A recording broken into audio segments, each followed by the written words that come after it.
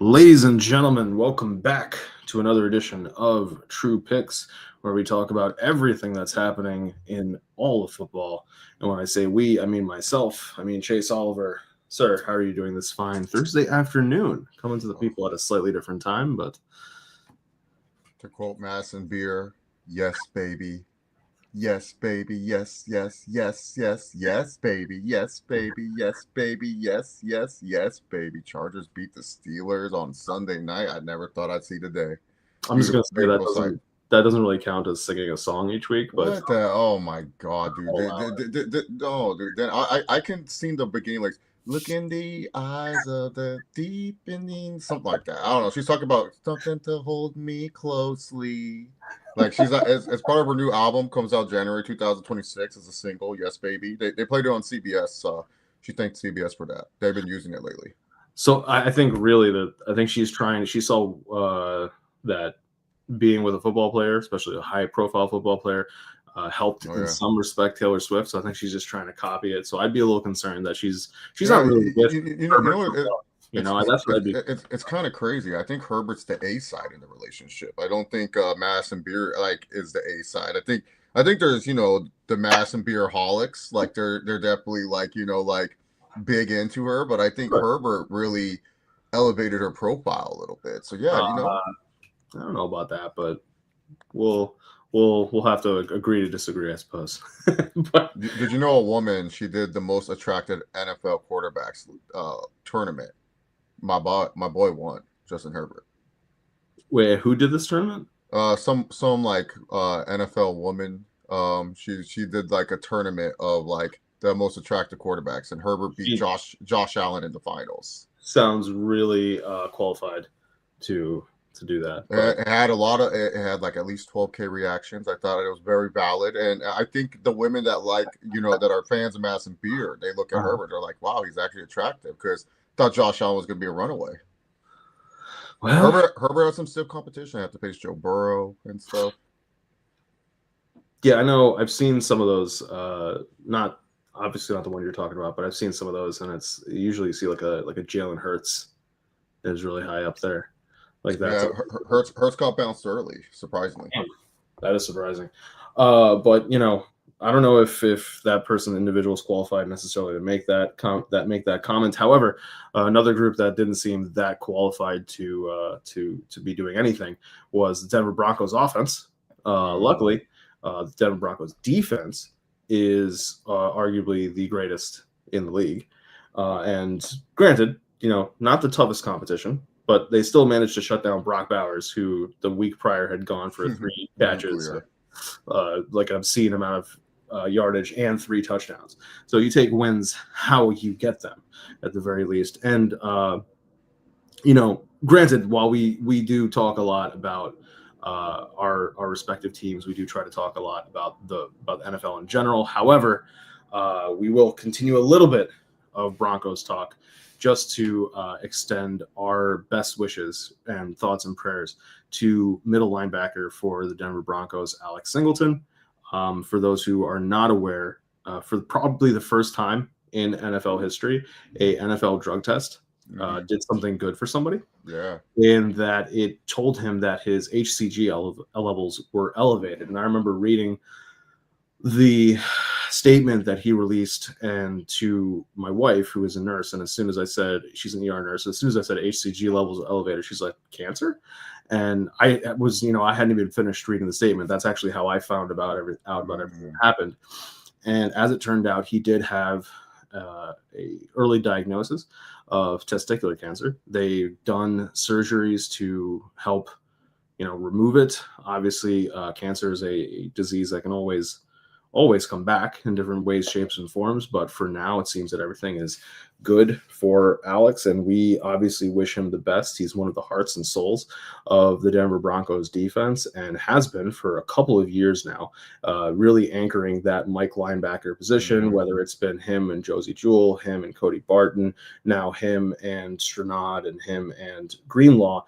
He's been the common denominator. And a lot of people tend to get on his case when it comes to being a pass coverage middle linebacker, but there are the number of intangibles that Alex provides to the Denver defense is very like it's really hard to Hmm. quantify that and qualify that. And I'm not just saying that because one, he's playing for my defense, and two, he's Chase's high school friend. Like Yeah. that's just it. That is what it is. That's what he does for the team.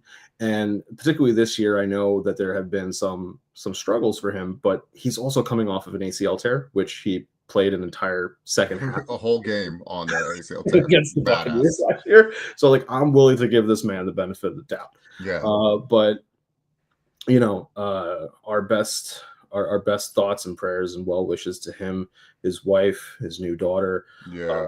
for all of them. Like that's got to be a strenuous, Oh, I know, dude. stressful period of time to go through. So we are. He's such a mentally tough human being. I can tell you this from experience. Like if you guys don't know, yes, I went to high school with Alex Singleton, but I was also good friends with Alex Singleton in high school. Like this guy came over to my house one time after a UFC fight. We watched a UFC replay. He noticed the DVD wall. He saw that I had WrestleMania 22 on DVD, and we watched WrestleMania 22 on DVD. Watching that like in the middle of the night of high school. Like he's been one of my good buddies, and like he wrestled in high school because like when he first started in high school, he was mostly an offensive player, and then slowly we just had players that were just like there was no way to get him on offense, so he started to do wrestling to get better because like and I tell this to a lot of high school football players, if you want to get better at tackling and especially if you want to learn how to tackle, do 1 maybe 2 years worth of wrestling. Even if you're not going to be good at it, it teaches you proper technique that you won't get anywhere else, like the way that you have to shoot and do that other things. It does help with your form tackling. And so he went to wrestling because he realized, hey, if I want to be a good tackler, if I want to play defense and want to see the football field, I have to do that. And that's how we got close because we were together in wrestling and we were in the same weight class. And we just kind of like always practiced with each other. We would talk to each other and stuff. So we became close. I've known him since middle school, but we became closer in high school.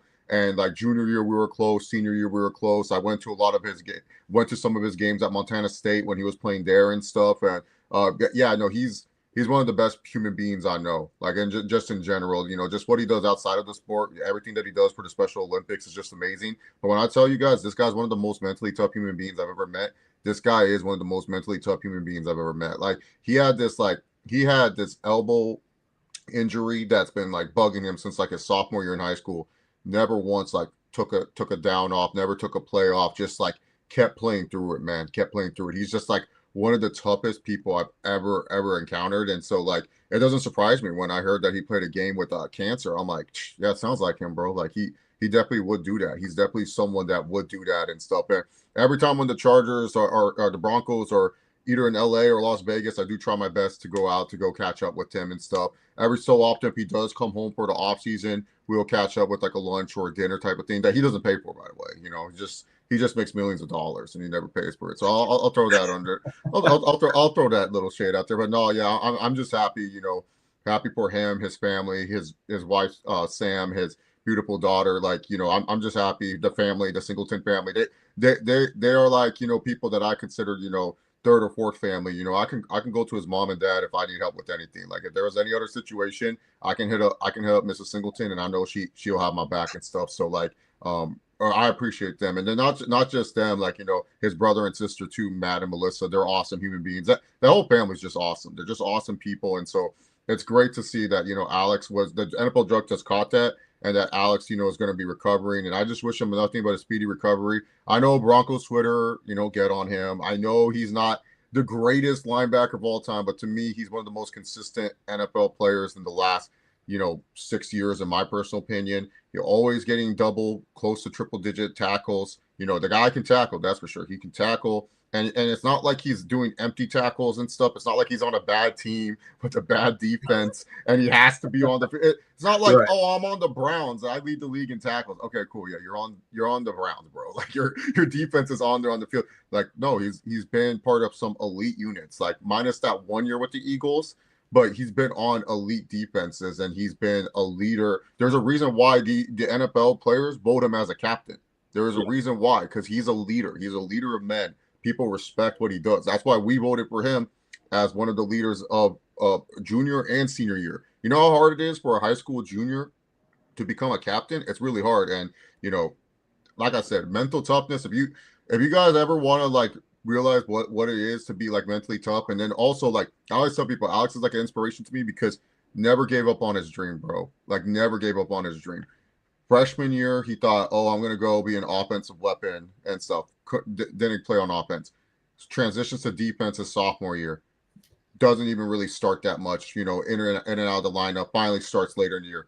Junior year, another battle to climb. Like he has to climb another battle to get a starting position. Finally gets to start junior year. Senior year, he's our undisputed leader on defense. We have some injuries happen on the offensive line. This motherfucker plays left tackle for us. Like this guy comes out and goes and plays left tackle for us because we needed a left tackle and stuff. And he was the only one, him and one other defensive lineman that we had were the only suitable people to play left tackle for us. And Hell, stuff. if he was on the Chargers right now, Harbaugh might be making. Yeah, and then after that, he only has one offer coming out of college, goes to Montana State, plays there for 4 years, gets undrafted, gets picked up with the Seahawks, bounces around in the league for a little bit. Could have easily just been like most other guys and been like, you know what? I made the league. That's it. But no, his mom's Canadian, goes to the CFL, dominates in the CFL. Should have been a 2-time most outstanding defensive player of the year. I'll die on that hill. Like he only won it once, but he should have been a 2-time because his second year, the year after he won defensive player of the year, was so much better than the year he won defensive player of the year for the CFL. I was just like, how the heck did he not win? Wins the Grey Cup, finally sees time on the Eagles, and then pretty much the Eagles are trying to get him out of there. Like they're trying to make him like a special teamer. They're trying to limit him. And then he goes to the Broncos and he's flourishing. And keep in mind, he's doing this as like an older player. He's not doing this as some like 21, 22-year-old young stud. Like he's doing this all as like a 25, 26-year-old.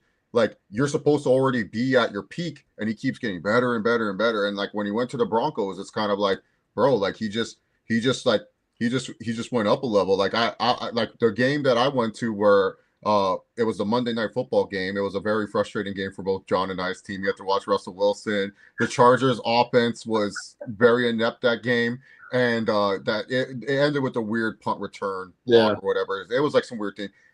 I was honored to see that game where he freaking had like double-digit tackles, bro. I was like, damn, dude. Like he like was 2 tackles away from breaking the NFL record in like tackles and stuff like that. So it's like I was just like, damn. But yeah, no, he's an absolute beast. One of the most inspirational, one of the most mentally tough people I've ever met in my life, man. And I'm just glad that they caught it early, dude, because it's just cancer is scary, bro. Like it's just one of those things. Like and that's why young men, I don't care what your age is, I don't care how invincible you feel, please do early screenings.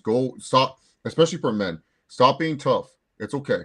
Go to a doctor every year for your yearly physical. If you feel something's wrong about you, I know our healthcare system is not the best, but please try your best to go visit a doctor, because the thing about cancer is it can come silently. Like you just don't know. You just don't know. Like this guy we're talking about right now is a 6'2", 235-pound NFL linebacker. He's supposed to be one of the most peak athletes, and he got it and stuff. So like that's where I'm saying it's like anyone can get it. It's not just like you don't have just because you're a healthy individual. And this fool's healthy, bro. Like this guy has one of the most cleanest diets I've ever known. Like since entering the NFL. Like I'm telling y'all, you got to just take care of yourselves. Take care of yourselves. Your health is first. Like that term YOLO. It's not just for like doing stupid shit because you only live once.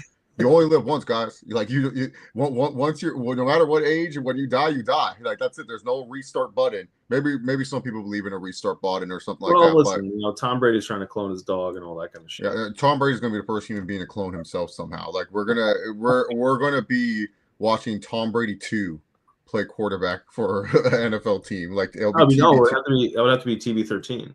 No. It's gonna literally be just Tom Brady with parentheses 2. Right, but I'm saying if his jersey number was 12, TB12. No, he's gonna be just like Brady. He's gonna be like, I gotta be 12, babe. It's gotta be 12. But yeah, please get your early health screenings and stuff. Like, please take care of your bodies. Just do that because you have a lot of loved ones and family members and friends. They want to make sure you live for many years. So don't be hesitant. And shout out to the NFL drug testing program. I don't know what game they tested him for, but thank God he got that. And this is what I want to say. Not to make light of the situation, but did the Chiefs really have to try to give my guy cancer? that he No, doesn't play this week. That's messed no, up. no. That's messed up. They didn't do that. Come on. Oh, we Mahomes. can't get a running back, but we can give a middle linebacker cancer. No, come But on. Hey uh, man, I want to do that, man. That's fucked up. Apologize to me right now, man. but let's take a look and see how we did last week. Oh, we got to talk about one other thing. Oh, what do we got to talk about? Dable. Yeah, no, we're gonna get there. Oh, okay. Oh, we're gonna get there. Don't you worry. Don't you worry. Wow, we were the same. Wow. We did pick pretty much this. We picked the same thing. But you know, we pretty much were right. With the exception of that Browns and Jets. Suddenly, somebody tried to play Oh, on the Jets. that game was the. So I try my best to rewatch every game possible, and I love when there's bye weeks and stuff. And I'll watch like in games that I'm not interested in, I'll watch a condensed version. Yeah. That was the worst form of football I've ever watched. I stopped watching the condensed version just to watch the highlights because I said I can't watch this anymore. Like I got to the second quarter of the condensed version, and it's only 30 minutes of condensed version, and I said the 10-minute highlights are good enough for me. And my God, the Browns, how in the hell did you lose that game? That was amazing. That was an amazing performance of just being inept. I could not believe it. Yeah. The crazy thing is that because of the records of the teams, how that affects the draft position and how that affects the teams, going forward, it's pretty crazy, especially because if you're the Jets, like you kind of wanted to lose that game. Yeah, right. Granted, maybe now they're like, oh, we got all these draft picks. Let's just try to do our best and really see who we have for next year. I mean, maybe that's the case. But I think the other kind of shocker of the week has got to be Bills Dolphins. Oh yeah, but you asked you asked me last week, did the Dolphins had a chance, and I said, oh yeah, they do. Yeah. It just depends on what Bills showed up, and we got the bad Bills. We got the Bills that we got the Super Bowl hangover Bills. Yeah, we got the Bills that don't give a shit. And this is not to take away from the Dolphins win, but you could tell when the Bills really, really care about a game. Like you could really tell when they care. They did not care about this game, and it cost them. And in the NFL, it's a week-to-week thing. But man, like got shellacked by the Dolphins. Like the offense looked good for the Dolphins. The Dolphins defense looked pretty reinvigorated, but I think with the Bills, like there's some teams too, and I want to say this to Bills Mafia because me and John were talking about this off camera. The Bills fans that are doom and gloom now, they're thinking about rebuilding. They're thinking that this is it, the division's over just because Drake May looks good for one season. It's the overreaction that's hilarious to me because I'm like, you guys do realize there's certain teams in the NFL where they have a roster built for the regular season. But there's other certain teams where they have a roster that can win games in the regular season, but they're more built for the playoffs. Mm-hmm. The Bills have constructed this roster to be a playoff roster. Like this is not a roster that is really, really built for a regular season type of grind. And what I mean is they'll have a lot of players that will miss games because, hey, they're older or they want to conserve their body, so they're not missing a lot of big games and stuff. The Bills are meant for the playoffs. They're not meant for these regular season games. That's just how you guys have to understand. This is how it's constructed. Now, yes, I do agree that you're a Bills fan. You're probably like pissed about your wide receivers because not to beat a dead horse. Really, all they needed to do was have drafted Xavier Worthy instead of Keon Coleman. I mean, well, the funny you know what the new trend is now, John. What? They'll show the Keon Coleman pick, and then they said what could have been, and then they show Ladd McConkey below him because the Chargers traded up to get Ladd McConkey, and especially with Ladd McConkey, it's like you're seeing how he's playing. You're like, fuck, dude, just imagine Josh Allen with Ladd McConkey. Craziness, just craziness. But yeah, I mean, there weren't too many stunners in that sense. Besides, I think Bills Dolphins. I will say that Ravens Vikings was more of a stunner, not because of just, it was a fairly even money line. It was more of a stunner with how well the Ravens handled the Vikings offense for a good amount of time, but then also how well the Vikings defense handled the Ravens offense for a mighty long time. And it kind of turned into a game where you thought, whose mistake, which mistake from which team is going to be the thing that finally breaks the tide. And it ended up being a mistake by the Vikings offense that just allowed the Ravens to finally pour on enough points that the Led Zeppelin song, the levee's going to break at some point, the dam's going to break. And that's kind of what happened there. Vikings have to turn around, and they're going to have a pretty competitive game on their hands soon. But besides that, I don't think there really was that much of anything that was, I guess we could say, no. I will say this. I'm super annoyed by the fact that Broncos Raiders was 10-7, and I had to listen to 3 to 4 days of people shitting on the Broncos offense. Packers Eagles is 10-7, and I'm saying none of that. What a defensive masterclass! Yeah, I don't give a fuck that the Raiders offense is dog shit terrible with Geno Smith. They are a NFL offense. It is a competent NFL offense. You are dealing with a Packers offense that couldn't do fucking shit. You know what upsets me about the Packers coddling? Like, we know what the Eagles offense is. You and I, a lot of people have accepted. Hey, look, there are going to be games where Jalen Hurts looks remarkable. Then there's going to be games where Jalen Hurts terrible. We understand this with the Eagles. With the Packers, what pisses me off the most too, Jordan Love was coming into the season. Hey, watch out. Dark horse MVP. Oh my God, Jordan Love. Like, we were crowning Jordan Love like he was going to be in the upper, like at the end of the season, you know how we talk about Lamar, Allen, Mahomes, and Burrow. We'll put Jordan Love at 5 because he's coming. Like, we were talking about Jordan Love being this guy. Jordan Love is not that guy. Like seriously, like Jordan Love. Like, listen, can you pull up whenever you get a chance? Pull up the sheet of where we rank Jordan Love in our quarterback rankings and stuff. Because I'm pretty sure we both ranked him higher than we should have, because he is not better than just. Here's the thing. I'm willing to give Jordan Love a little bit of the benefit of the doubt from the perspective of, one, the majority of these games you've been playing without technically your deep threat of Christian Watson. Then 2, you're playing the majority of these games without Jaden Reed. And now 3, this game specifically, you didn't have Tucker Kraft.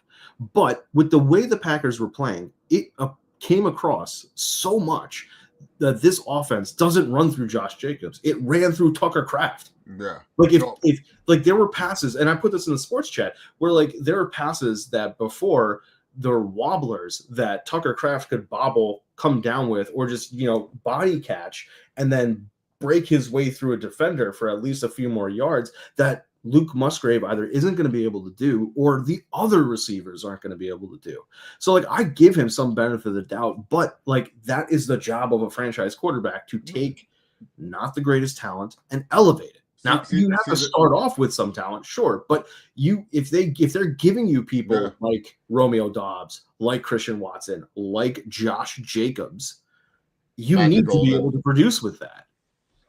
Yeah, they drafted Matthew Golden in the first round, and it's like they don't even use it. Like that. That's the thing. They finally draft a receiver in the first round, and this is what's happening. I'm watching even with all these injuries. I'm watching Drake May throw to Keyshawn Butte and a bunch of idiots. And this guy is Stephon Diggs and Hunter Henry. Hold on, bunch of idiots. No, I'm talking about Drake May. But Drake May is looking more like a franchise quarterback than Jordan Love is right now. I'll give you that. Yes. Baker Mayfield has all these injuries, and he's still throwing like to a bunch of randos besides Emeka Egbuka. Like Sam Darnold, besides Jackson Smith, he's doing well with Torrey Horton. He's doing well with Shaheed when he starts getting going. Like that's the thing. Like Jordan Love doesn't have this excuse, because I was hearing people crown Jordan Love before this season that he was going to be one of the best quarterbacks in the NFL. Not showing it. And it sucks for Bo Nix. Bo Nix is getting shit on. And all it was just like, because Sean Payton said, "Oh, I like my quarterback." Yeah, of course the head coach is going to say he likes his quarterback. What do you want Sean Payton to say?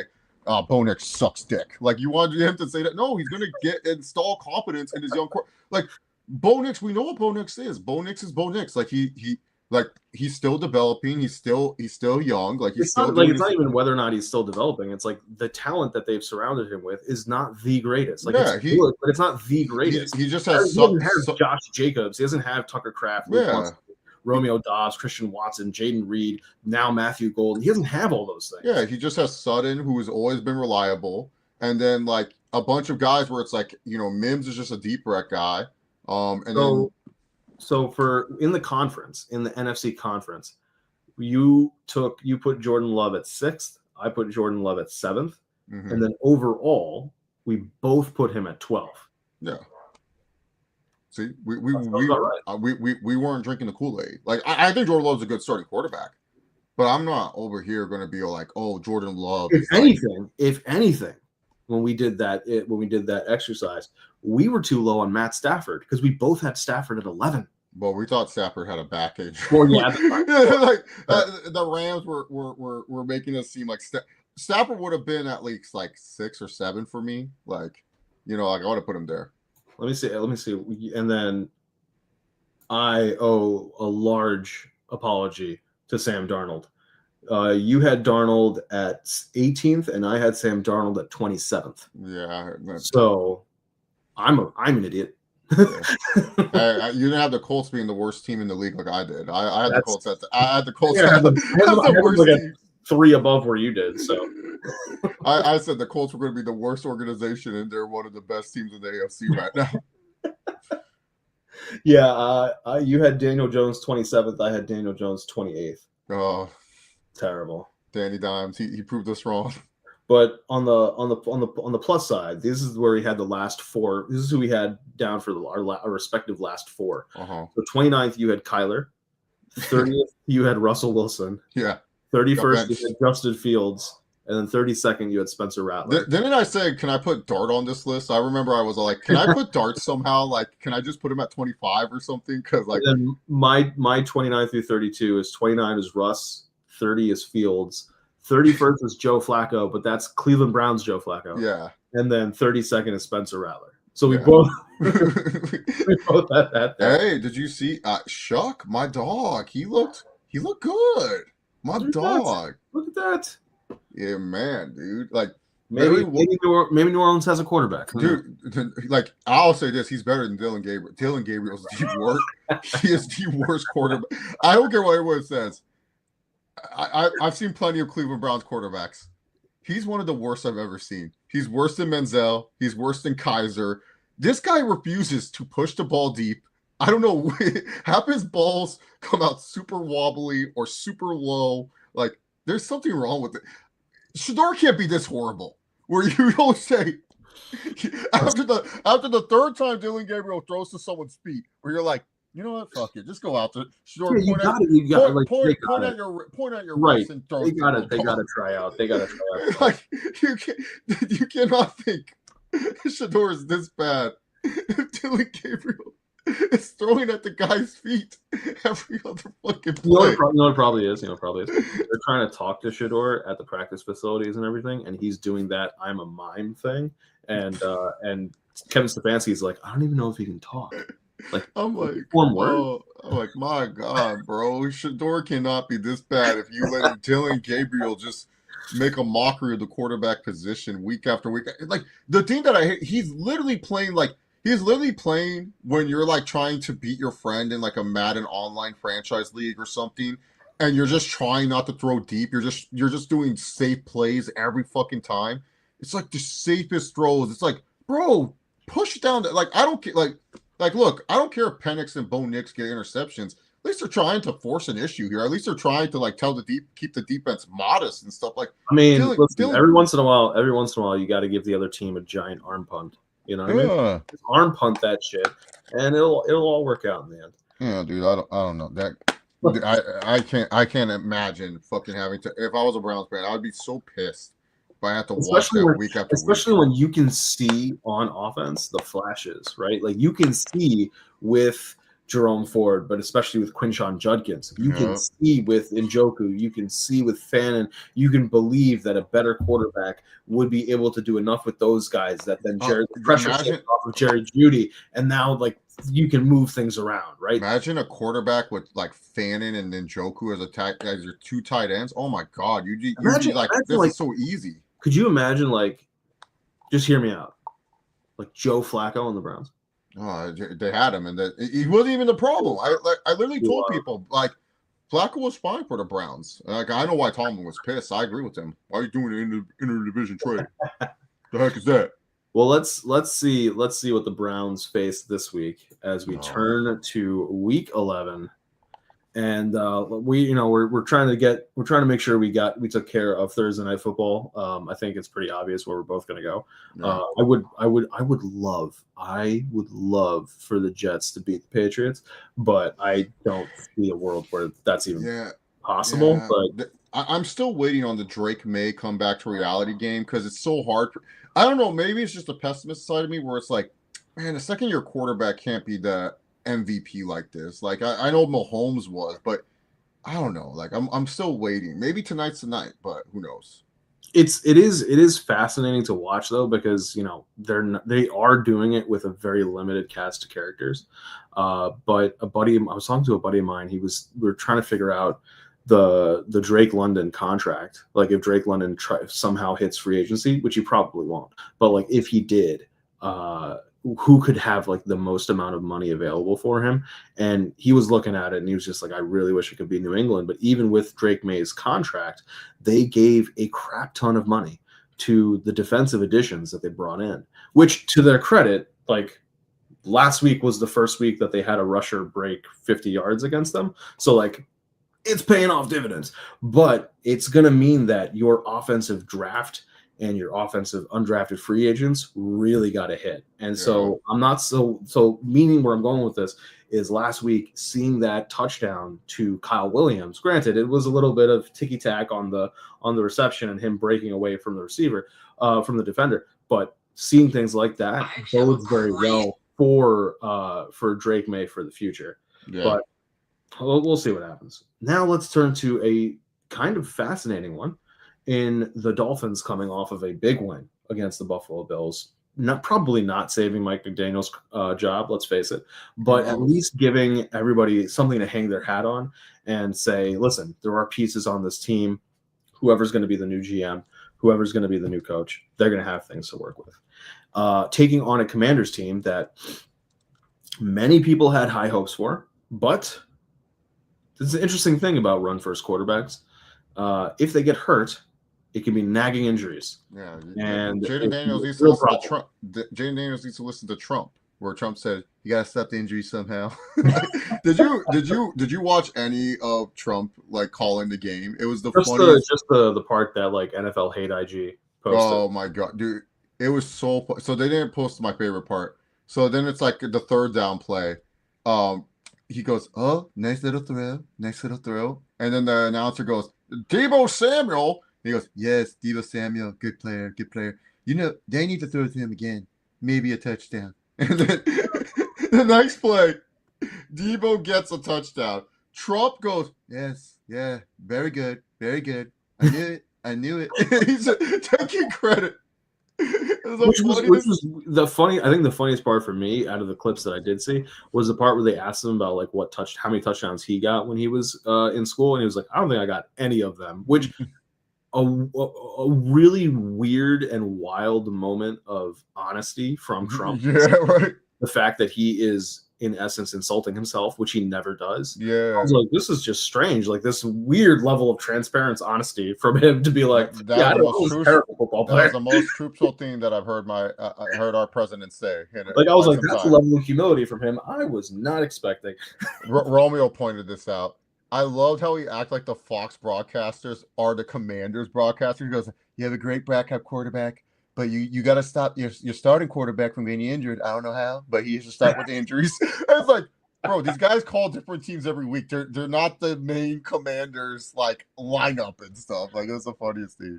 But whoever's doing commentary for this will be calling another Marcus Mariota game. Probably Kurt Warner and whoever NFL Network has. Yeah. Oh yeah, because this is the Madrid game. Yep.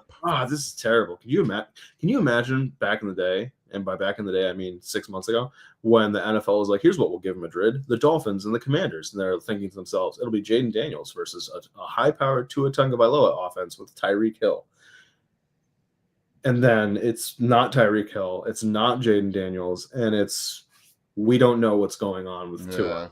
What a weird, but that's, what Tua are we getting? Are we getting good Tua or bad Tua this week? Yeah, I feel like he alternates every week. We're getting Tua. It's a different one every week.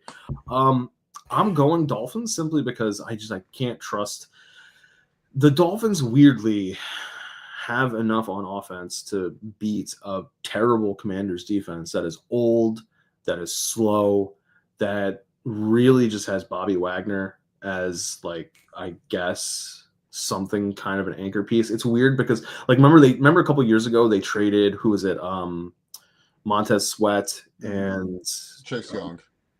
Chase Young. And they decided to keep Darren Payne. And it was, at the time, it felt like a really great, smart decision. But now it's looking like you should have just traded Darren Payne too and gotten whatever draft capital you could have gotten back, because this defense needs a complete overhaul, overhaul. And similarly to what we were saying last year with the Falcons need to just draft defense. And they did. This upcoming 26 draft for the Commanders needs to just be defense and offensive line. You drafted and you have enough wide receivers, and the idea is there that Jaden Daniels will create some kind of magic to get the ball in their hands. But he can't do that if he's not protected, and he can't.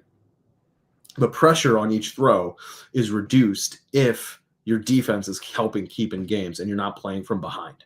So Dolphins on this one. Let's try to help out the Commanders draft pick. How are you feeling about this one? Yeah, I'm going with the Dolphins too. I wouldn't be shocked if I turn on the game and the Commanders are somehow leading, but I do think the Dolphins ultimately pull it out. Their defense looking a lot better. Offensively, they have, like you said, enough to just outpace this Commanders defense, who, I was confused with some of their defensive let-goes last season. Like Jeremy Chin was someone that had a breakout season for them last year. He's always been a solid player on the Panthers, but I thought he was really good for the Commanders last year, and they just kind of let him walk to the Raiders. And he's still doing his thing on the Raiders, but granted it's the Raiders, so no one is really paying attention. But it's you really didn't want to pay Jeremy Chin money to stay. A lot of the Commanders offseason I just wasn't a fan of. None of it made sense to me and stuff. And not having a reliable running back, trusting in some guy that wants to call himself Bill. What a crazy concept. That wouldn't work out when Brian Robinson is serviceable enough as a starter, but it is what it is. It's and I wanted to look it up. The Raiders signed Chen to a 2-year, $16.25 million contract that gives him $12.25 guaranteed. I mean, that's not that expensive on a 2-year deal. Yeah, that's what roughly six each year. Yeah, that's not the end of the world if you have a bit of the war chest that you've got. Yeah, so this guy's versatile as hell, and they gave up a lot too. And then a lot of the players that they gave up for are hurt, banged up. Yeah, Marshawn Lattimore's now in IR. Lattimore's out, so yeah. But let's turn to another one of these teams, actually two teams that have rookie quarterbacks from the 2024 draft. We have the 6-3 Bears taking on the Vikings, who just had their, a little bit of a world rocking from the Ravens. And now they go back home and they get to host the Bears. And this is a turnaround to host the Bears. And the Bears are an interesting team because they're starting to click. You can see it. You can see the offense pieces starting to come together. You can see the throws from Caleb being there, the decision-making. The offense continues to have moments where it'll go in the tank a little bit. I'm very glad to see that they decided to throw to Rome Odunze this week more than once per quarter, because that's what they did last week, the week prior. And they struggled. But this week, you threw to Rome Odunze, I think, about 10 times. And magic can happen, Now, granted, they stopped kind of being in a dogfight towards the end of that game against the Giants. They really did get lucky. Conveniently, I had Bob from the sports chat and RJ over for dinner later that evening, and I got to do a toast to the player of the game for Bears and Giants, who I said was Russell Wilson, for giving that game away for the Giants. But the Bears, like similarly to to be fair, I was giving them shit because for 3 or 4 days they were talking about Bo Nix being terrible, and RJ was like, maybe I've been too hard on Caleb, and I was like, well, listen, buddy, Caleb still sucks ass. So like let's pump the brakes there. One team is 5-4, one team is 8-2, and Bo's in high level of the different categories. So if you look at statistically, does have his issues, but the Bears are moving the ball effectively. The question is, can they do it against this Vikings defense? They played earlier in the season. We saw they were moving against them.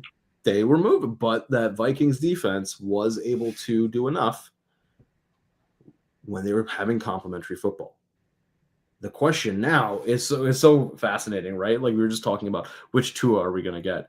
Which JJ McCarthy are we going to get? Which 9 are we going to get getting? 9? Yeah, and that's what I was joking with RJ and Bob. I said, the 6-3 Bears, 6 + 3 = 9. Now they're taking on. Got to keep the science. 9. Got to keep the science. But I'm going to take the Bears on this one. I think the Bears have enough, and I think that Caleb is showing enough of that clutch gene a little bit coming out there that I think the Bears can win this game. The question to me is, and I think this is a great litmus test, is the Bears defense, can it rise to the occasion? Yeah. Because now we're in a situation where the Bears defense is arguably holding back the Bears offense. And that's fascinating because the Bears fans aren't used to that.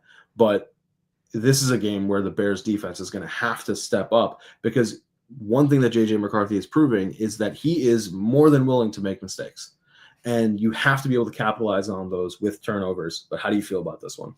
Yeah, I'm going with the Bears too. I think the Bears, they just been looking good the last 2 weeks. They've been in dogfights, and they've come out of those dogfights, which is very, very important. I do like teams that have some grit.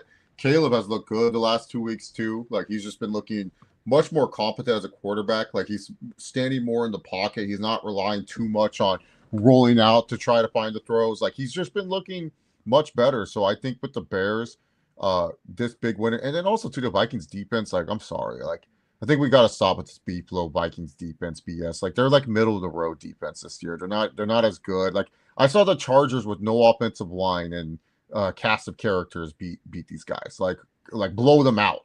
Like I'm sorry. Like everyone's like, oh, wait till Herbert faces the B-flow defense. Yeah, Herbert freaking sliced and diced the B-flow defense. Like what are we talking about here?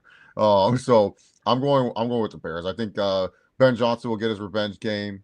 He likes playing on the road against the Minnesota Vikings, so I think he'll have a nice something cook up. And I do think JJ McCarthy. We're not going to get 9. We're just going to get JJ McCarthy. I think he's gonna toss up a lot of balls. He's just going to be frustrated. And my favorite play during the Vikings and Ravens game was when Justin Jefferson was like, "That's not my job," and he did not want to tackle the safety, got the interception. He's like, you know what that was? That's like the guy who's just like going from it was a bit of despite the fact that one, he's a relatively young person, and two, like he's just seen good times with Kirk Cousins. It's Danny Glover in Lethal Weapon. I'm too old for this shit. Like he was just like, this is not what I'm supposed to do. Man, I just want some Skittles right now. Like he was thinking of anything else, like eating some candy than freaking wanting to tackle that Ravens defender. Great moment. The Vikings are 16th in defense from a points allowed perspective, and from a yardage perspective, where are the Vikings? Can't be that. No, they're 11th. Yeah. So they are a bit susceptible. You can get them. Yeah, they're a middle of the road defense this year. Let's stop overrating the Vikings defense. Let's stop saying, oh, like B-flow, he has something like they signed a bunch of players too. They got a good haul, and it's just like these guys have not like panned out at all. Like Jonathan Allen, he's a ghost. The center that they picked up that was like a good center, he's not doing anything. Like, yeah. Well, let's stay partially in the NFC North and turn to a team that gave up a number of draft picks and potential players for one person. They gave up a haul, and that is the Green Bay Packers, coming off of a Monday night loss to the Eagles, travel now to take on the Giants, the 2-8 Giants. And the Giants, now is when we get to talk about it, are going through a bit of some changes. They are not going to be able to play Jackson Dart, it appears, between his injury so first he fumbles the ball it's 2-6. He's on a 7-yard rush. He fumbles the ball. In the process, he gets hurt. The next possession, he comes in, has one passing down with then I think it was either holding or OPI. I think that it basically was negated. But in that process, he gets tackled on a hit and his head hits the ground, concussion. So it looks as though he's not, between the injury and not being able to clear concussion protocol in time, it's going to be who is starting for quarterback, whether it's Russell Wilson or it's Jameis Winston. But it's not going to be Brian Daboll who makes that decision or who made that decision, because Brian Daboll, shortly after that game, was fired by the New York Giants. And now I forget who's the interim head coach, but the interim head coach has labeled Jameis Winston as the starter for this game against the Packers. Is it so? I don't know which angle to attack this from. A part of me doesn't want to pick the Packers because I don't think it's that insane that the Packers could get got here by the Giants. On the other hand, the Packers defense, it's just so damn good. Like the way that the Packers defense was able to keep the Packers offense on the field and in the game against the Eagles, it's hard for me to pick against the Packers here. But I believe that there could be the infamous, what's it called, interim head coach win, right? It's not just the interim head coach win. It's Jameis. I'm like choosing that. I got the Giants. I'm getting the Giants, man. Nothing would be more hilarious than the interim head coach. Jameis wins. We have a full week of NFL memes of Jameis quotes and stuff. It happens every year. We get one or two great. Jameis Winston's the gift that keeps on giving. Like he finds a way. Like this guy had the worst PR in college. Like everyone's saying immature. This guy has found a way. Like he's a first overall pick. Should be labeled draft bust, overrated. No, everyone loves Jameis. Like Jameis is just like the funniest guy. He just finds a way. Last year he was doing great work in Cleveland. This year now he's like the backup to the New York Giants, and now we're gonna get more. It's gonna be hilarious. I can't wait to scroll NFL memes on Sunday night, and I just see a bunch of funny Jameis Winston clips. He's gonna say something funny. We're gonna get a post interview where he's gonna be like, and then I saw Micah, and then I went whoop. And then Micah's like, oh, and I'm like, oh, and then I see my guy wide open, and I threw it to him, and then he caught it, and I just went to Micah, and that's the touchdown, and it was crazy. Like we're gonna see something funny, bro. I got the Giants at this one. Like I've been trying to give them a sympathy win, but maybe like the Packers, maybe they just stink. Maybe we were overrating the Packers. Maybe the Packers organization was overrating themselves.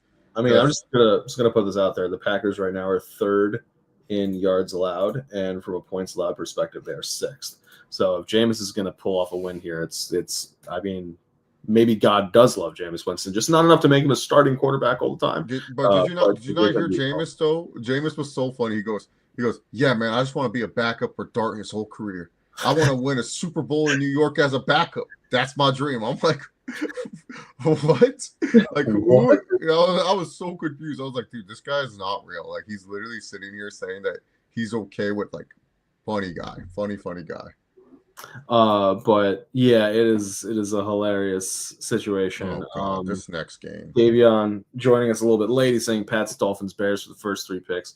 I joined late. No worries. Mike Kafka, that's it. Oh, that's right, because Kafka was he was getting interviews for head coaching positions and decided to go to be with the Giants. And so, like, for the Giants, you're basically getting to audition a relatively good head coaching position, head coach person for the head coaching position. Davion Wash, why is Shane Bowen still the defensive? Did you see the one where it was Giants fans after finding out that Daboll was fired, but Shane Bowen and Jeff Schoen there? Job's not finished. Yeah, job's not finished.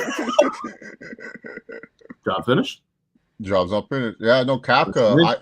I think this is like a good chance with to see what you have in this guy, because Yeah. I do think he is someone that I I think teams are looking at, where it's like, he's not a young, I don't think he's that young. He's like 38, I believe, 38, 39. He's around there. So he's pretty young in terms of NFL head coaching standards and stuff. But he's had some times on the Chiefs, I believe. Like, he was a quarterback coach. He's done some stuff for the Chiefs and whatnot. And then he could have been a head coach at some point, but I think he went to a Dable.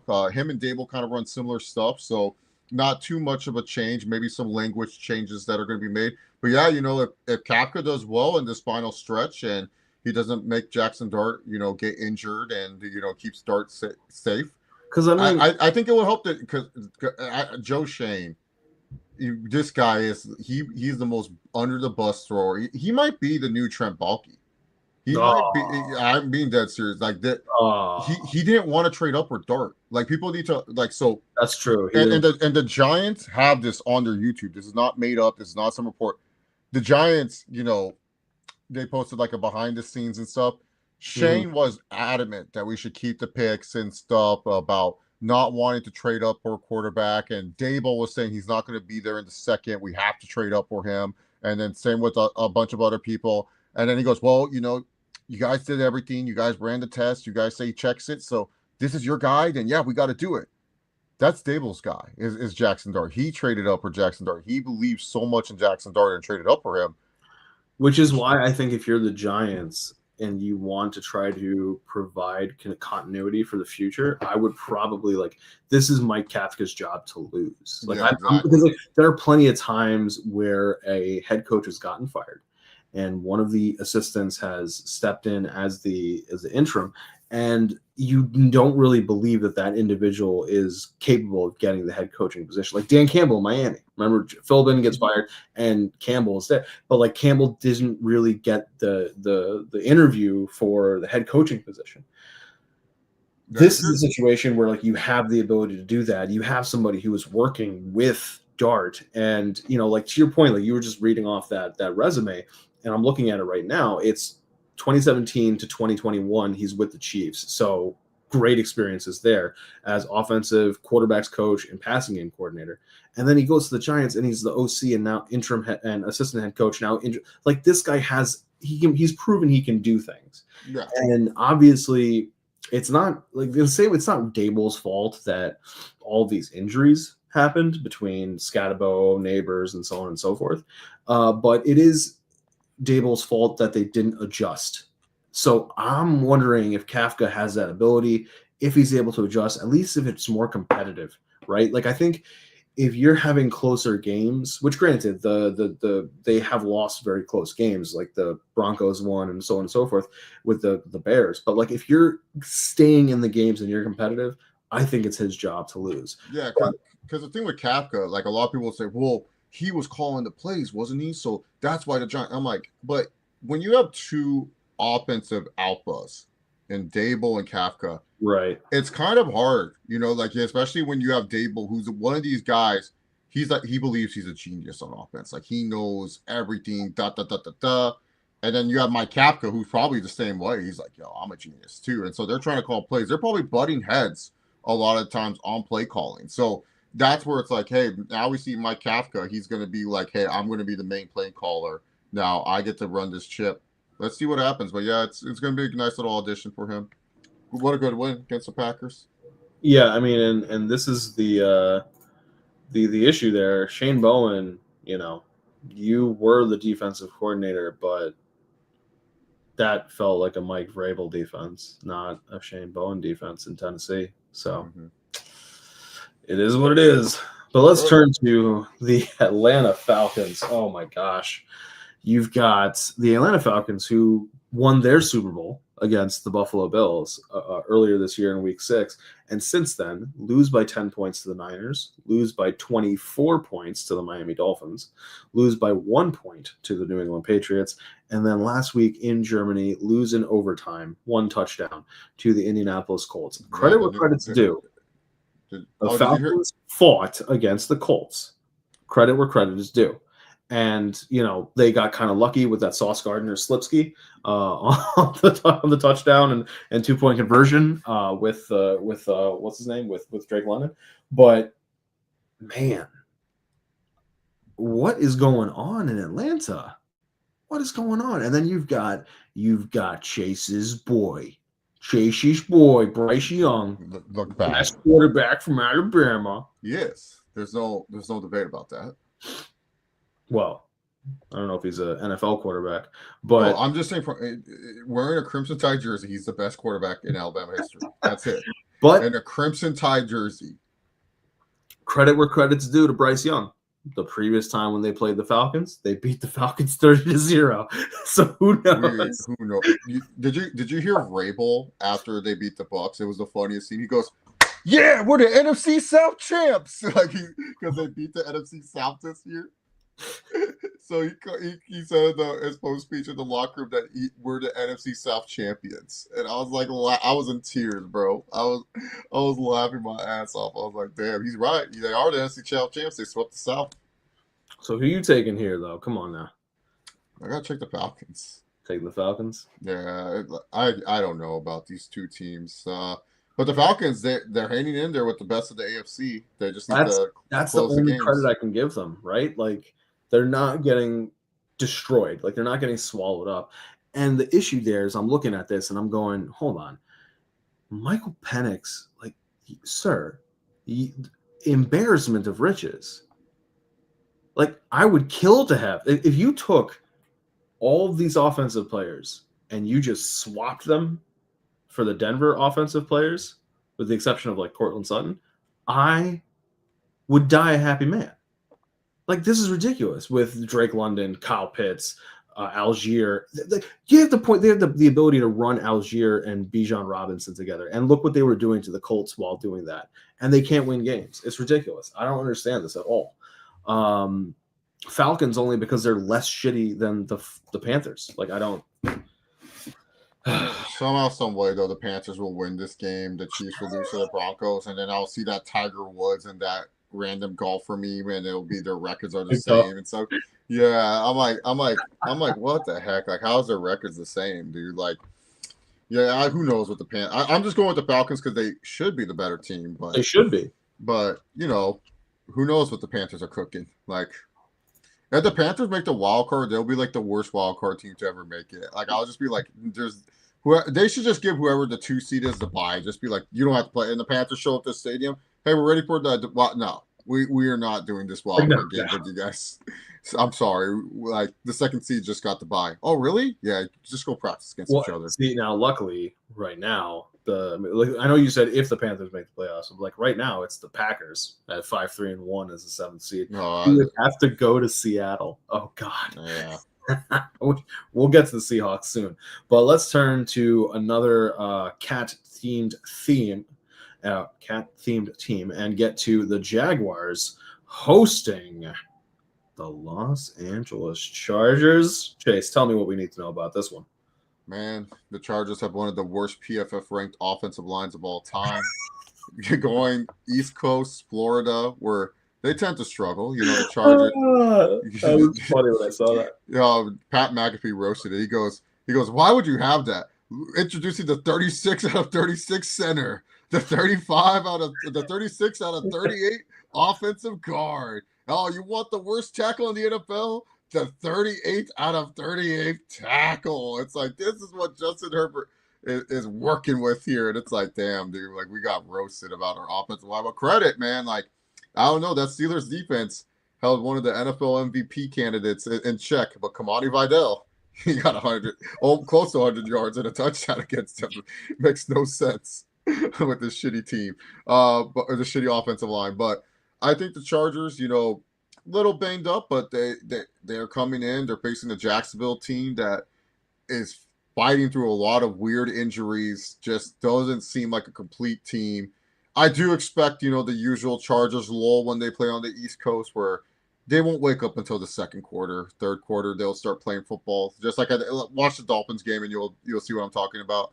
But I think the Chargers do win this game against the Jacksonville Jaguars. I don't think the Jaguars I won't be surprised if the Jaguars win, but I do think the Chargers have enough. The one thing is that they have to contain ETN and Tuden whenever he comes in, because that's where the Chargers defense kind of lacks. As much as they're great against the pass, against the run, the Chargers defense, you have a competent enough running back, which ETN, he's been quietly having a really good season. Like people like he's been like if the Jaguars were winning, ETN, like people would be like, oh, he probably one of the top 5 running backs. But since the Jaguars are kind of like cold right now, no one's talking about ETN and how good of a bounce back season he's having. So I got the Chargers winning this one. I think they will have enough. They have the better quarterback. They have the better lineup of wide receivers as of now.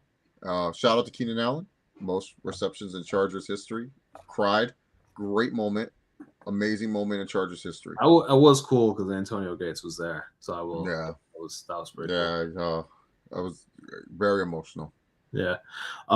First and foremost, I want to congratulate Travis Hunter on securing the wide receiver 2 job and getting rid of that pesky cornerback 2, cornerback 3, cornerback 4 spot that he had in the depth chart. As he goes to injured reserve, he's never seeing the field on defense again.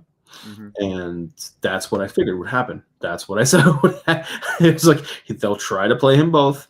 He'll pick up some kind of injury. Then they will have him only be wide receiver. And he will only be wide receiver from then on. And sure enough, that's what happened.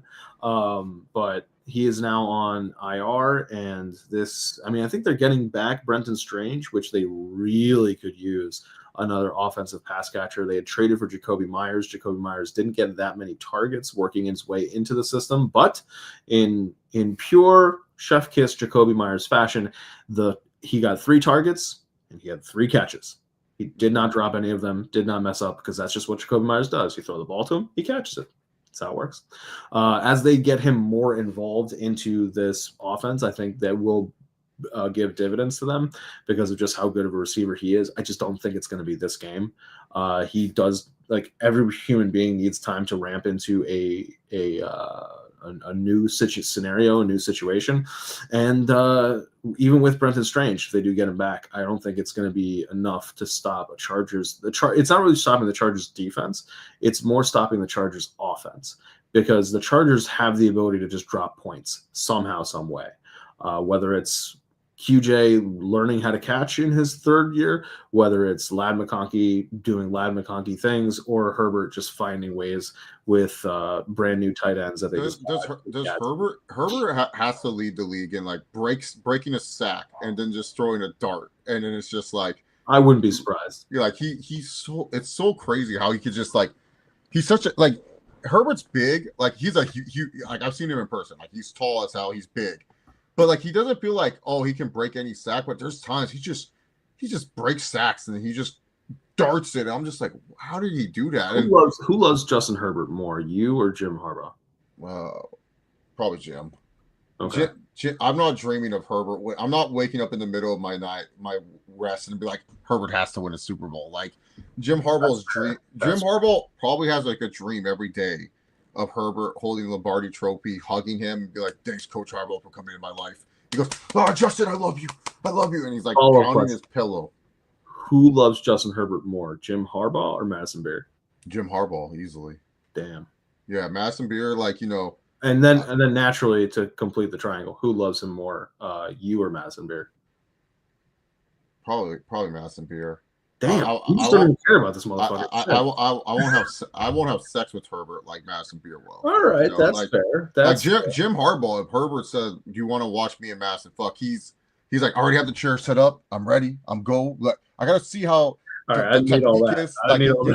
Harbaugh is probably breaking down how Herbert walks, how he ties his shoes, like how he puts on his pants. He goes, Justin, he's such an alpha.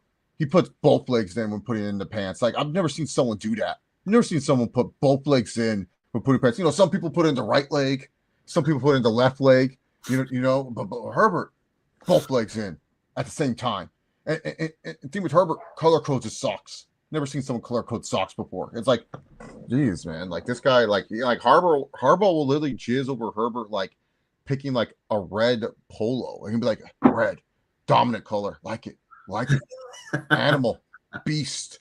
Like, like that's how much Harbaugh literally took the job because of Herbert. Like, people need to realize, like, if we didn't have Justin Herbert, Harbaugh's not looking at the Chargers. Like, he wasn't gonna go. He saw that, like, oh, you have this Terminator quarterback. Yeah, I'm taking this fucking job.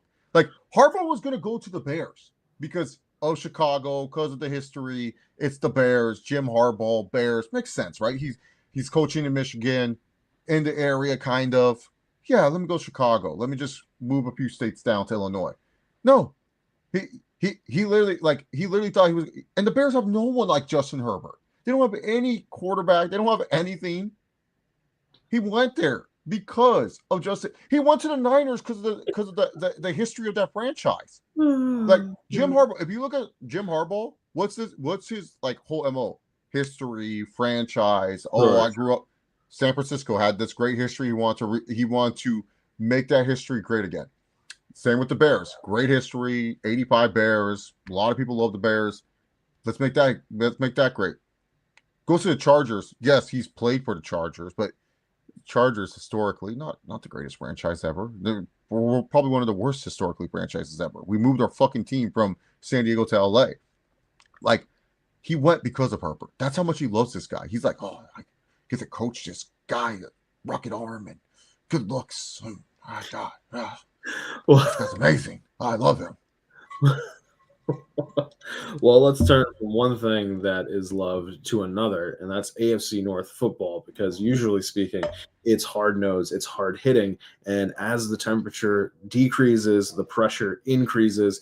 That was one of the best in seasons that, or just in general, hard knocks that I've seen the in season for the AFC North. Just how well they did all that and showed the amount of pressure and the dynamics between all of those teams. And here we see one of those matchups. The Bengals travel to take on the Steelers. It does look like it's going to be a Joe Flacco game still, but they are getting Burrow back sooner rather than later. And this is an important game for the division, an important game for the Bengals. If you want to consider like any form of playoff hopes, the Steelers right now control the division at 5-4. The Ravens are 4-5. They're 10th in the conference, and then 11th in the conference are the Bengals at 3-6.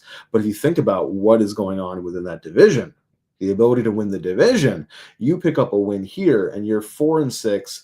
The Steelers are 5-5, and you have a win against them. You're very close. So if you are looking at this from the perspective of, we are not going to be a wild card team, can we win the division though? Which is a very interesting thing to think about, right? Normally for teams, it's like, we're not going to win the division, but can we be a wild card team? This is the flip side of it. The Bengals have to put their best foot forward here, and the Steelers are coming off of a disappointing past couple weeks. You're not winning the way you want to win. You're not being dominant, and when you're losing, it's frustrating, it's annoying. And now you get to be at home, take on the Bengals. Can you pick up a win where you need to pick up a win? Can you really challenge and threaten a Bengals team that is still hurting, a defense that has allowed incredible running back numbers? Like, absolutely incredible running back numbers. Is this a Jaylen Warren game? Like, I don't know, but that does fit what the Steelers like to do, right? They do like to run the ball a lot. I'm taking the Steelers. This is a situation where I think the Steelers can bounce back a bit, get their season back a little back on track. They're not really threatening any of the other division leaders when it comes to pecking order within the 1, 2, 3, 4 spots, because every other division leader is 8-2, but it's a good chance to at least solidify your control of the division. How do you feel about this one? Yeah, man. I gotta go with the Bengals. I saw Aaron Rodgers just not be good, and I know that they had that great epic Thursday night game, but to me it just feels like Rodgers. It's like his throws are just so off right now. Like, from what I'm seeing, like the Chargers game, like a lot of the ball, like he should have had a wide open touchdown on DK Metcalf, but he overthrew that ball. Like, there's something wrong with Rodgers, when especially like if the Steelers can't get the quick game going. And I think if the Bengals can just apply decent enough pressure, Rodgers is gonna just wail it. Like, he doesn't want to get hit. Like, it just seems like he does not want to get hit. I know this Bengals defense is god awful, but this Steelers offense doesn't instill a lot of confidence in me. Where I'm like, oh That's man, true. this offense is going to wreck the Bengals defense. Like we saw the Thursday night game, they went tit for tat with each other and stuff. So I think that the Bengals can win this game. I think the Bengals have a good shot. I think Joe Flacco will get his revenge and he'll win. And I also They too, I won the just last one. yeah.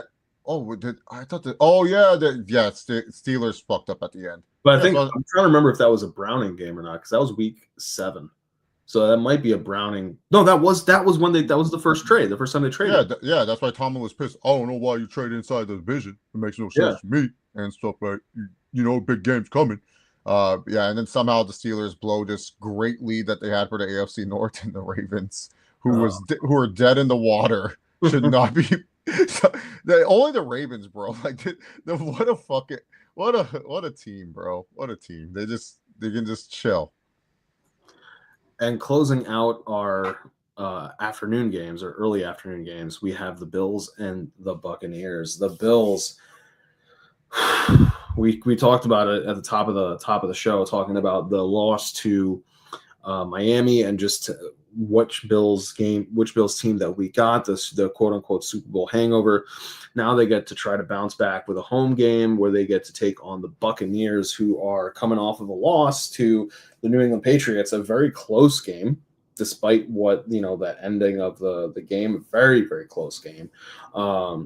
This is one where the Buccaneers still do not have a healthy Bucky Irving. They don't have a healthy Mike Evans, Chris Godwin, Jalen McMillan. This team is just Emeka Egbuka and Kate Otten.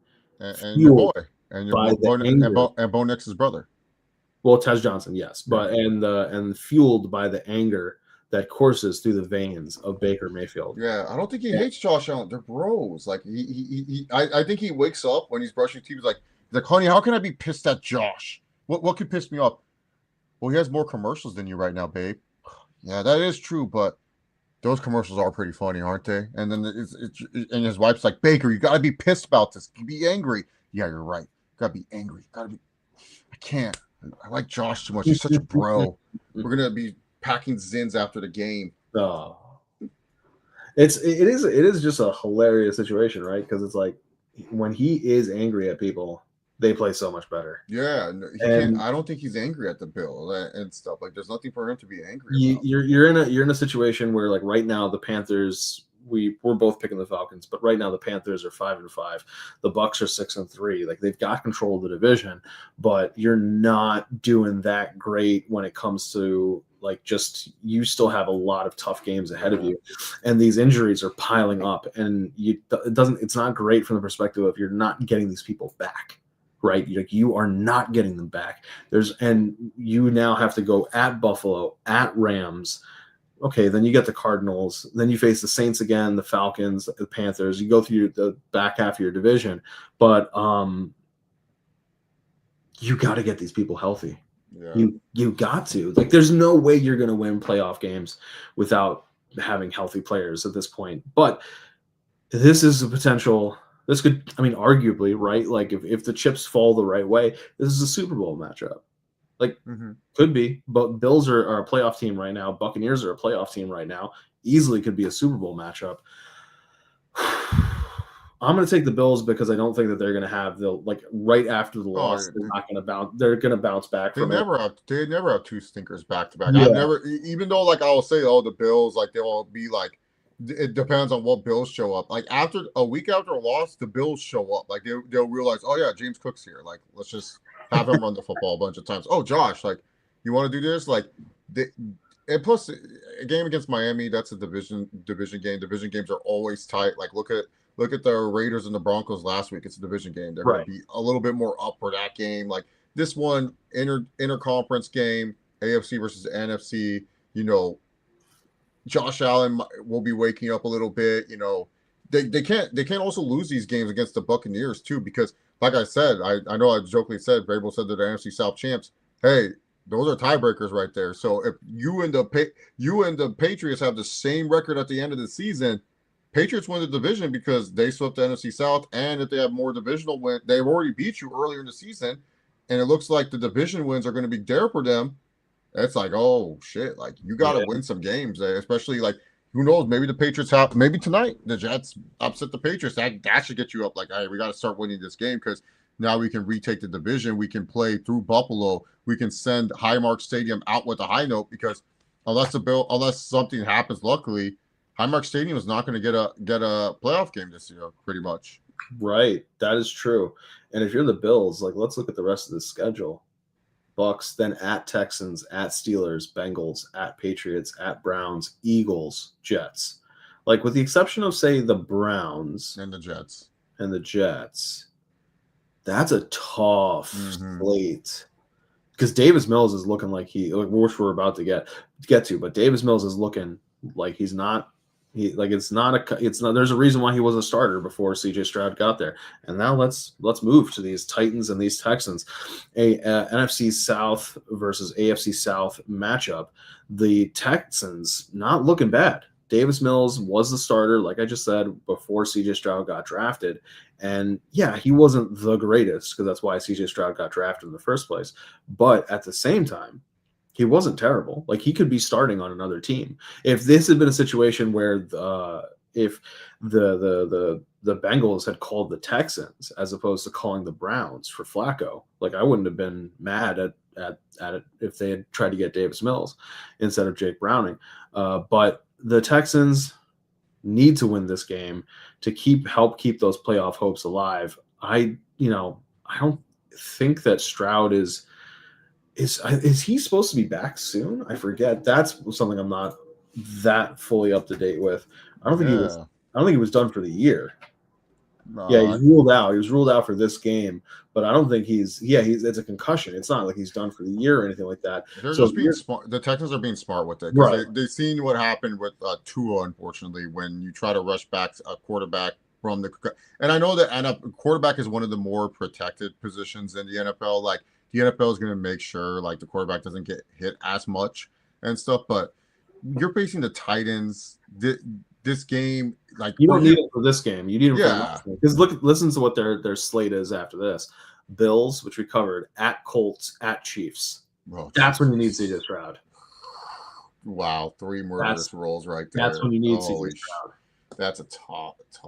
You're like, sir, just sleep. Like, sleep at home. Make sure somebody's watching you so nothing happens to you. Yeah. No, they're smart. They're smart for taking CJ Stroud out of this game. But yeah, just put down the Texans for me. Yeah. Davis Mills, though, there's a lot of teams that are looking for quarterbacks and stuff. And if a team doesn't like anyone that's being drafted, they might trade something for Davis Mills. Yeah, they might give a call or. Let's see, because he was drafted. Was he 20? He was also in the 2020 class, right? He was in the Herbert, Hurts, Love class. I think he's in that. Burrow. Good question. Tua. I think he's in that class. 2021. 2021. Okay, so it's 2025. Yeah, so he would have. He's gonna be an unrestricted free agent after this year. Oh, then the team will pay him. Yeah. If you're a team, why wouldn't you? You would need to, like, maybe they put the RFA, the tender. They're going to get a compensation. Yeah, that might be the situation. They'll put an RFA on him, and then a team will do a sign and trade type of deal where they will trade for Davis Mills, give up, maybe a 3rd round pick, a lesser pick, because like if you sign him, then you have to give up a 2nd round pick. Yeah, and instead, like you can talk to the Texans and be like, hey, can we give you a 3rd or 4th round and. So maybe is there a player that you like too, and so on and so forth, and do a quick little trade skis that way.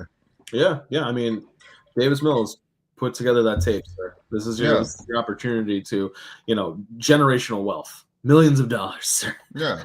All you got to do is beat the Titans.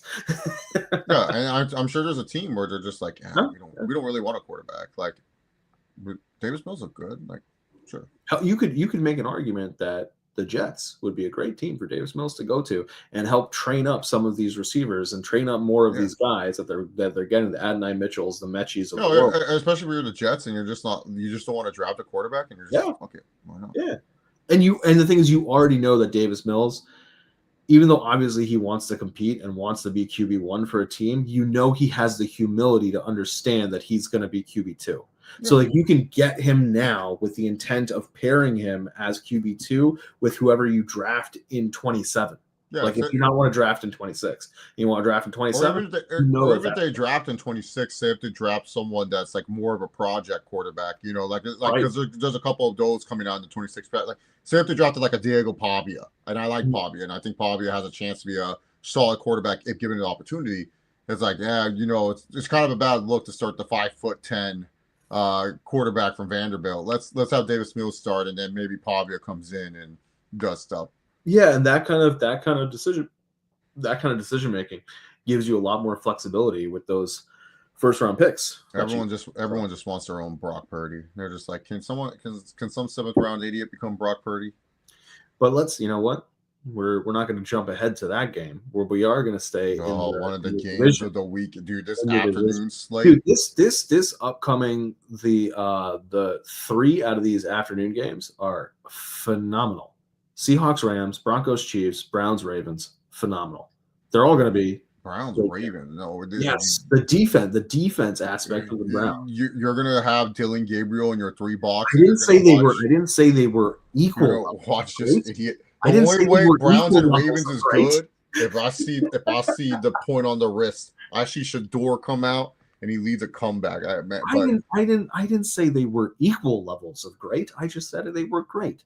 Yeah, But and let's then we have talk. Cardinals and 49ers thrown in there, just stink fest. Let's talk about Did you one see of Did you see the Seahawks fan call Jacoby Brissett discount Geno? That's an insult to Jacoby Brissett. Yeah, I know. He's way better than Geno. That's an insult to Jacoby Brissett. Yeah, But yeah, no. These 2 games in the afternoon slates. Oh my god. goodness. I hate that I'm working. I'm like, bro, I'm gonna miss these 2. I'm gonna miss most of the Chargers game too, because like I was like, oh, do I work 2 to 10 so I can watch like all the Nope, I work 11 to 7. I'm like, fuck, are you kidding me? Damn. Couldn't make me do that for all the Coles cash in the world. Yeah, sadly. Seahawks travel to take on the Rams. You've got the division leading Seattle Seahawks taking on the division tied leading Los Angeles Rams, the 7-2 Seahawks, the 7-2 Rams. Matt Stafford has been absolutely dealing. We were talking about this last week about how he has not been getting a lot of credit, not been getting a lot of props. It is starting to change, though. His level of efficiency is just ridiculous for a guy that many people were going, hey, you've won a Super Bowl, you've won, you've made hundreds of millions of dollars. Why not just retire? And he was like, it's just a back. Like, give me an epidural, I'll be fine. And has been in the MVP conversations. On the flip side, you have Sam Darnold, who has been in MVP conversations, but not like, it's a little bit further a little down the list compared to somebody like Stafford, but absolutely dealing. And if there's a player that is on the team that is getting MVP looks or MVP conversations, it's not him. It's wide receiver 1, Jackson Smith and Jigba. This is a team that is really, really well built on all sides of the ball.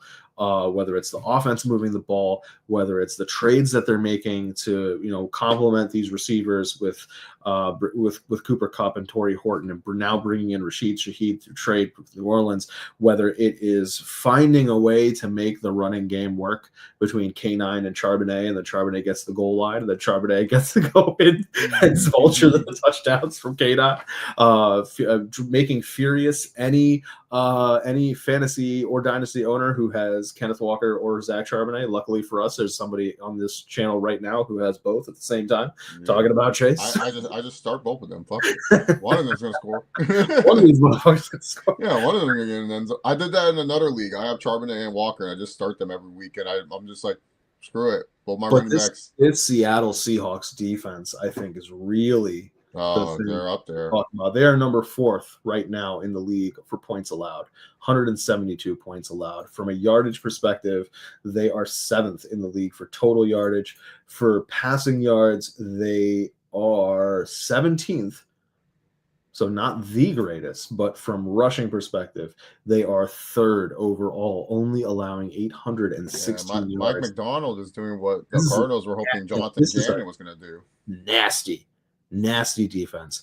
I think the only weakness on this Seahawks team, which when you think about it isn't really a weakness considering they have enough to cover for it, is the tight end position. Yeah. Like it's just AJ Barner, but it's like not to say that AJ Barner is a bad player in any way, shape, or form, but it's like if anything were to happen to JSN, I would get worried because I don't know if Cup, Horton, and Shaheed by themselves, like, could I then go, oh, well, my tight end's going to be able to help pick up the slack? I don't know if I believe that AJ Barner can do that. But hey, listen, it's been working. The recipe is there for success. Meanwhile, the Rams. You want to talk about defense? Yeah, man. Let's talk about it. You want to talk about defense?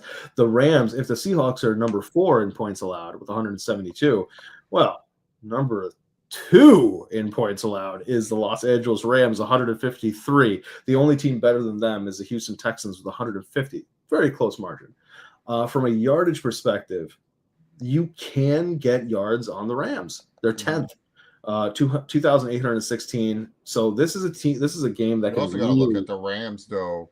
Unlike the Seahawks, they faced a lot of the high-powered offensive teams. The Rams, so like they faced a lot of tough competition. The Rams, in terms of like teams that can move the ball, they faced a lot of the better offenses in the NFL. Yeah, like it is wild that they faced each other, them and the Texans in week 1, considering they're 1 and 2 in points allowed. Yeah. But yeah, like they faced. And that game was a defensive. That game was a defensive. 14-9. Yeah, defensive battle struggle. We're doing it again. It's another coin flip game. Like we haven't had one of these in a long time. It feels like I think probably since like maybe what was it? There was one, but we flipped the coin because it was just like ridiculous. I think it was Jaguars Titans or something like that, where I said, because you weren't going to be able to make it, and before I read what you had written, I said it's a coin flip game. I said I'm going to read what Shay said, and whatever he picked, I'm going to pick the other side because that's just how. And that was the last time we had a coin flip game. This is a coin flip game. I'm going to go with the Rams simply because of I'm literally the slimmest of margins. I'm giving them the home field advantage. Like that's why I'm picking the Rams. Home field advantage. Yeah, home field, right? The home field advantage. No, neither us or the Rams have home field advantage. We just have people screaming. The Seattle team had to travel. The Seattle team had to travel. The Rams got to wake up. That's so sad. They had to take their nice little bus down to California. Amazing. I'm also going with the Rams. I think the offense has just been clicking. It's just like even if Puka Nacua has his usual he's out for like half a quarter, it's okay. Tay Adams is there, Tutu Atwell's there. The Rams also too. One thing because we talk about it a lot: play keep away if you can. They've been doing that so well this season. Like this Rams team, it's like they're running like a bunch of tight end looks too. Like they're running like a lot of like 2 tight end, 3 tight end looks and stuff. And like they're just like being out physicaling teams, especially in the 3rd and 4th quarter. It's very impressive. Like McVay, it's no longer flash and dash. It's like we're gonna run smash mouth football with you at the end of the games. And then when you guys think you can stop that, all right, we'll go back to flash and dash. Here's Tay Adams. Here's Puka Nacua. Here's Atwell. Here's one of our 3 random tight ends. Here, try to stop this. Just try your best. Oh, and if you think you stop that, Kyron Williams can catch a pass. Corum can catch a pass. Kyron Williams will run it down your throat. Like it's just this offense is just so dynamic right now. And Stafford's just on a heater. Hasn't thrown an interception in his last 20 touchdown attempts. Like it's just like holy crap! Like 20 touchdowns, 0 interceptions. Like it's on a heater right now. And it's like, and I'll say this: if he has another great performance, even if he throws 1 interception, if he has another great performance, multi-touchdown performance and stuff, he might be the MVP this season. I think he wraps up the MVP talks. 67.1% completion, over 2,400 yards, 25 touchdowns, 2 interceptions. Yeah, the 25 touchdowns leads the league. The yards per game leads the league. The only reason why there are people above him, because he's 4th in yardage, is because they've played 10 games and he's only played 9. Yeah.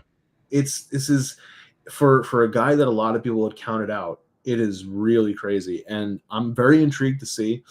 If Stafford wins the MVP, he's locked into the Hall of Fame. You know how there's always the debates for Stafford if he's a Hall of Fame. I think he's a Hall of Famer, but people don't. If he has a ring and if he has a ring and if he has won MVP when he's like 30 something years old, like 36 years old, and he's supposed to be on his way out, that's. And then he has a chance. Like to win another ring this year. I think Oh, this yeah. Rams team is really fucking good. Like I am interested to see one thing. I am interested to see though, Darnold, whether they're gonna with this offense, whether they're gonna really try to hyper target Cooper Cup in this return. Oh yeah, right. Cooper Yeah. Cup tries to get the fun Cooper Cup revenge game. You know, there's like, oh Cooper, you're back, baby. Let's go. Yeah, I know. But I think the Seahawks are also. You know me. I've been on the Seahawks. Have been a good team since like week 1. Like I've been pounding the chest at the Seahawks. I think they're a really good team. I think they do have a chance of upsetting and beating the Rams. But I just think the Rams, like just what I've been seeing, like what these last 4 weeks, they've just been looked unstoppable on offense. They're just out physically teams. They've just been so good. So I cannot just sit here and be like, you know, as much as I've been impressed with this Kubiak offense from the Seahawks and how much I do like the Seahawks defense, which is a well-balanced unit that can just do a lot of many things. I just think the Rams are just that much better, man. And this is just a friendly reminder, you know, whether or not Clint Kubiak is a really great coordinator or not, it is just further confirmation that Shane Waldron is a terrorist.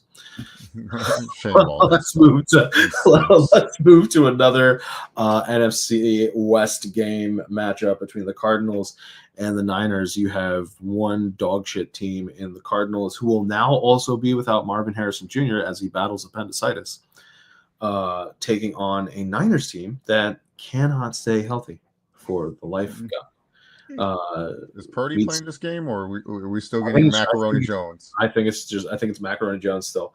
My dog. I don't think it's Glock Purdy. At this point, do you even play Purdy? Do you just say fuck it? Let's just get a good draft pick. I wouldn't. I would just stick with. Oh wait, are you serious? Purdy's playing.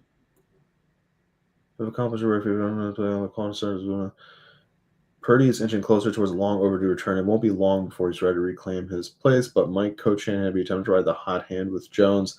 No, it's not. Okay, so it's just Shanahan saying that once Purdy's healthy, it's Purdy's team, not Mac Jones's. Okay, they are hoping he will return, but it doesn't look like he will. Oh, shit, never mind. 10 minutes ago, per Yahoo, 49ers Kyle Shanahan reveals Brock Purdy will start versus Cardinals after missing 6 straight games with a toe injury.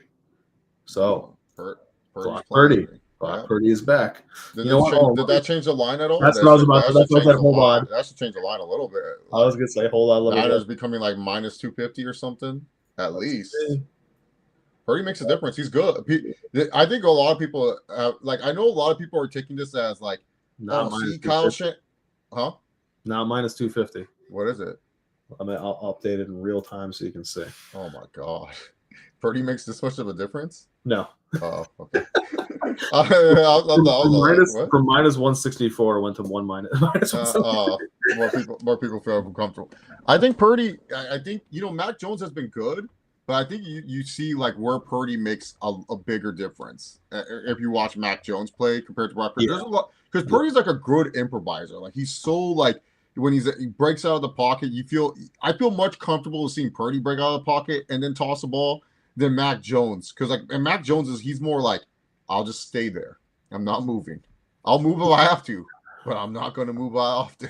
If Marvin Harrison Jr. was playing in this game, I would feel a little bit more confident about the idea that the Cardinals can win this. No, but let's not think this. Let's not think bad thoughts. What do you mean? You can call 411, John. It's okay. You don't have to think about the Cardinals winning. These are terrible thoughts to be thinking in your head.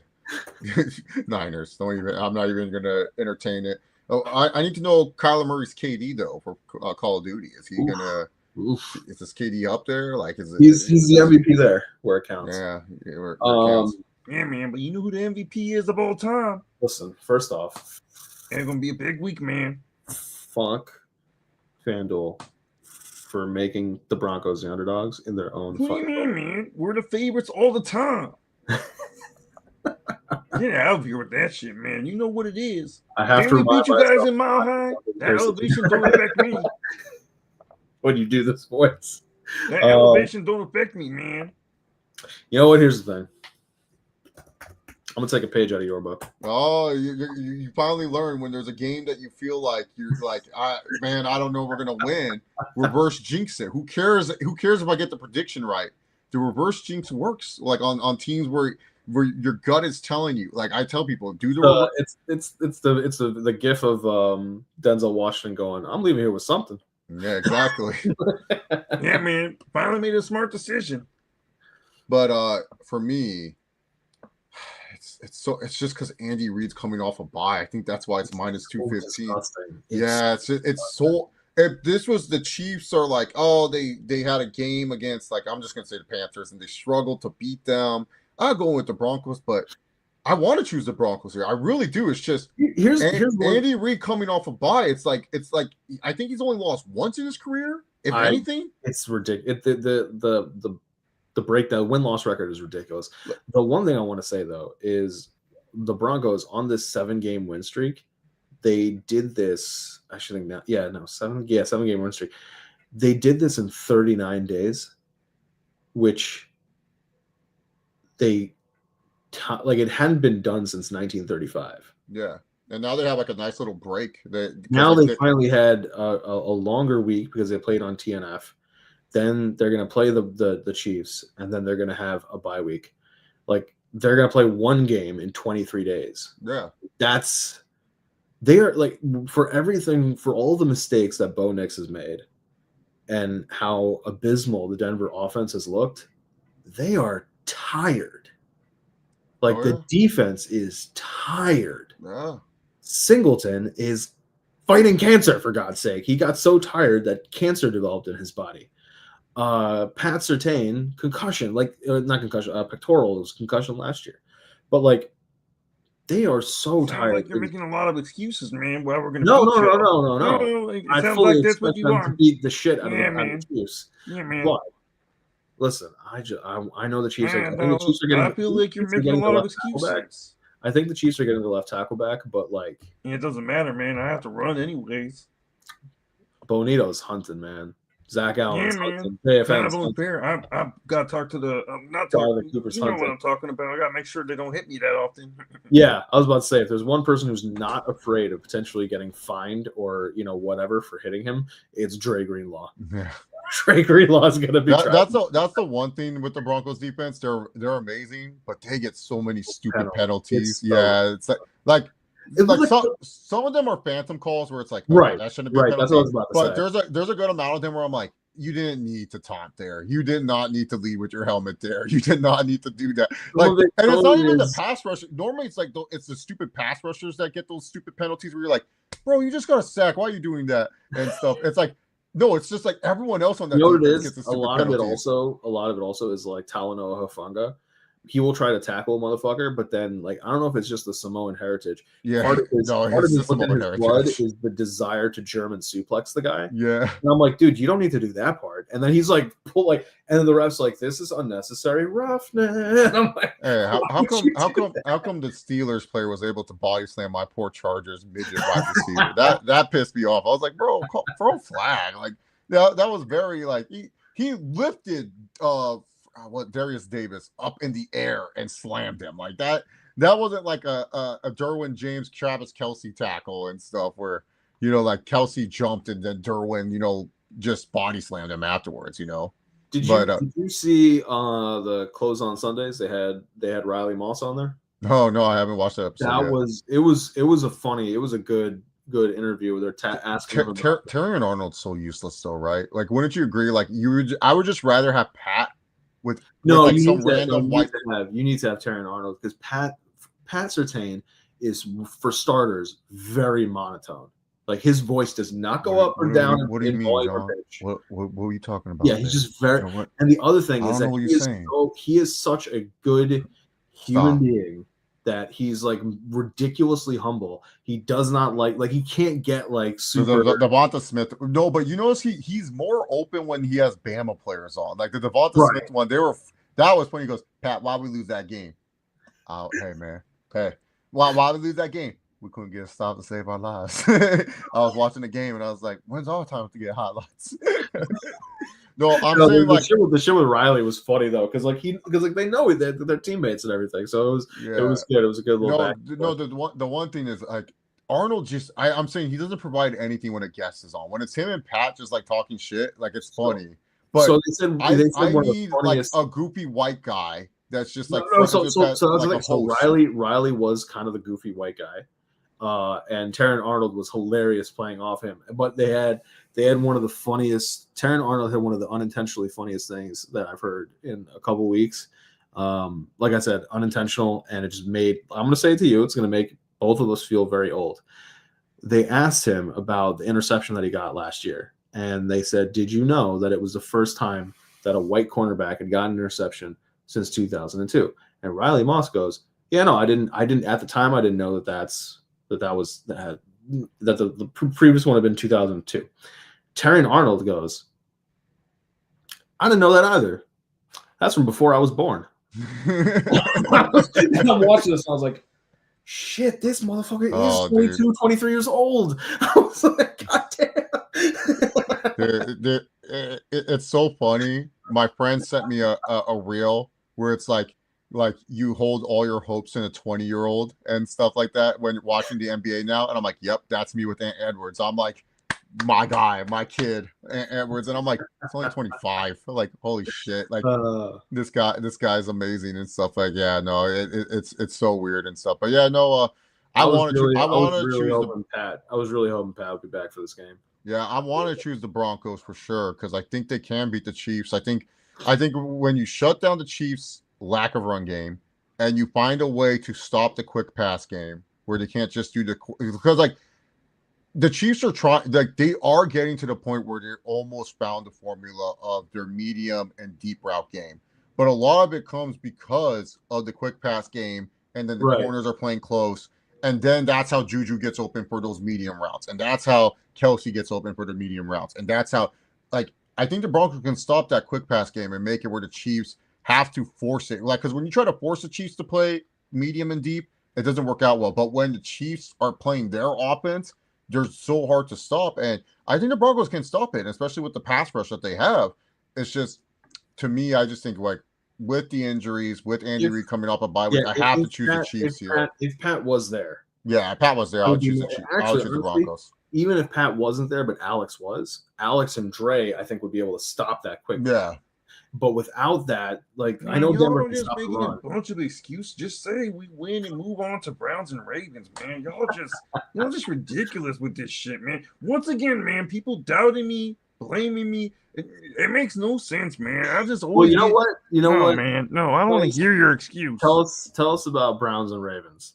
Oh man, who cares about this game, man? Browns and Ravens, like, look, man, the Browns are bad. The Ravens, I kind of want them to lose, so that way they're not a threat to the AFC playoff matchup. I'm just being honest, man. Like, we got to fight for our lives in the playoffs. Like, this is a must-win game for the Chiefs, and I'm over here, and you're asking me to ask about the Browns and Ravens. Like, look, the Ravens are going to win. They're going to blow out the Cleveland Browns, and that's pretty much it, man. Like, what else do you want me to say? The Browns, they don't have anything on offense. They do have some nice running backs that I wish I could have, but I don't have any of those, unfortunately. But, yeah, man, I kind of want the Ravens to lose, if I'm just being honest with you. But they're going to win somehow, some way.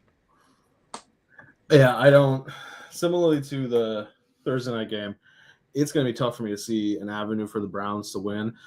The Ravens were doing a great job of shutting down the Vikings offense. And sure, we can argue that Dylan Gabriel, JJ McCarthy, both relatively new and young to the NFL, but the Vikings offense is way better playmakers than the Browns offense does between Jettas, Jordan Addison, Aaron Jones, TJ Hawkinson.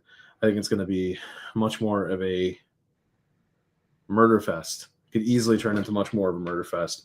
I also will take the Ravens on this one.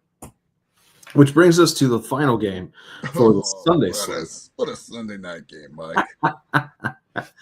Eagles versus the Lions. You see Jalen Hurts and Jared Goff. This is going to be fun, Mike.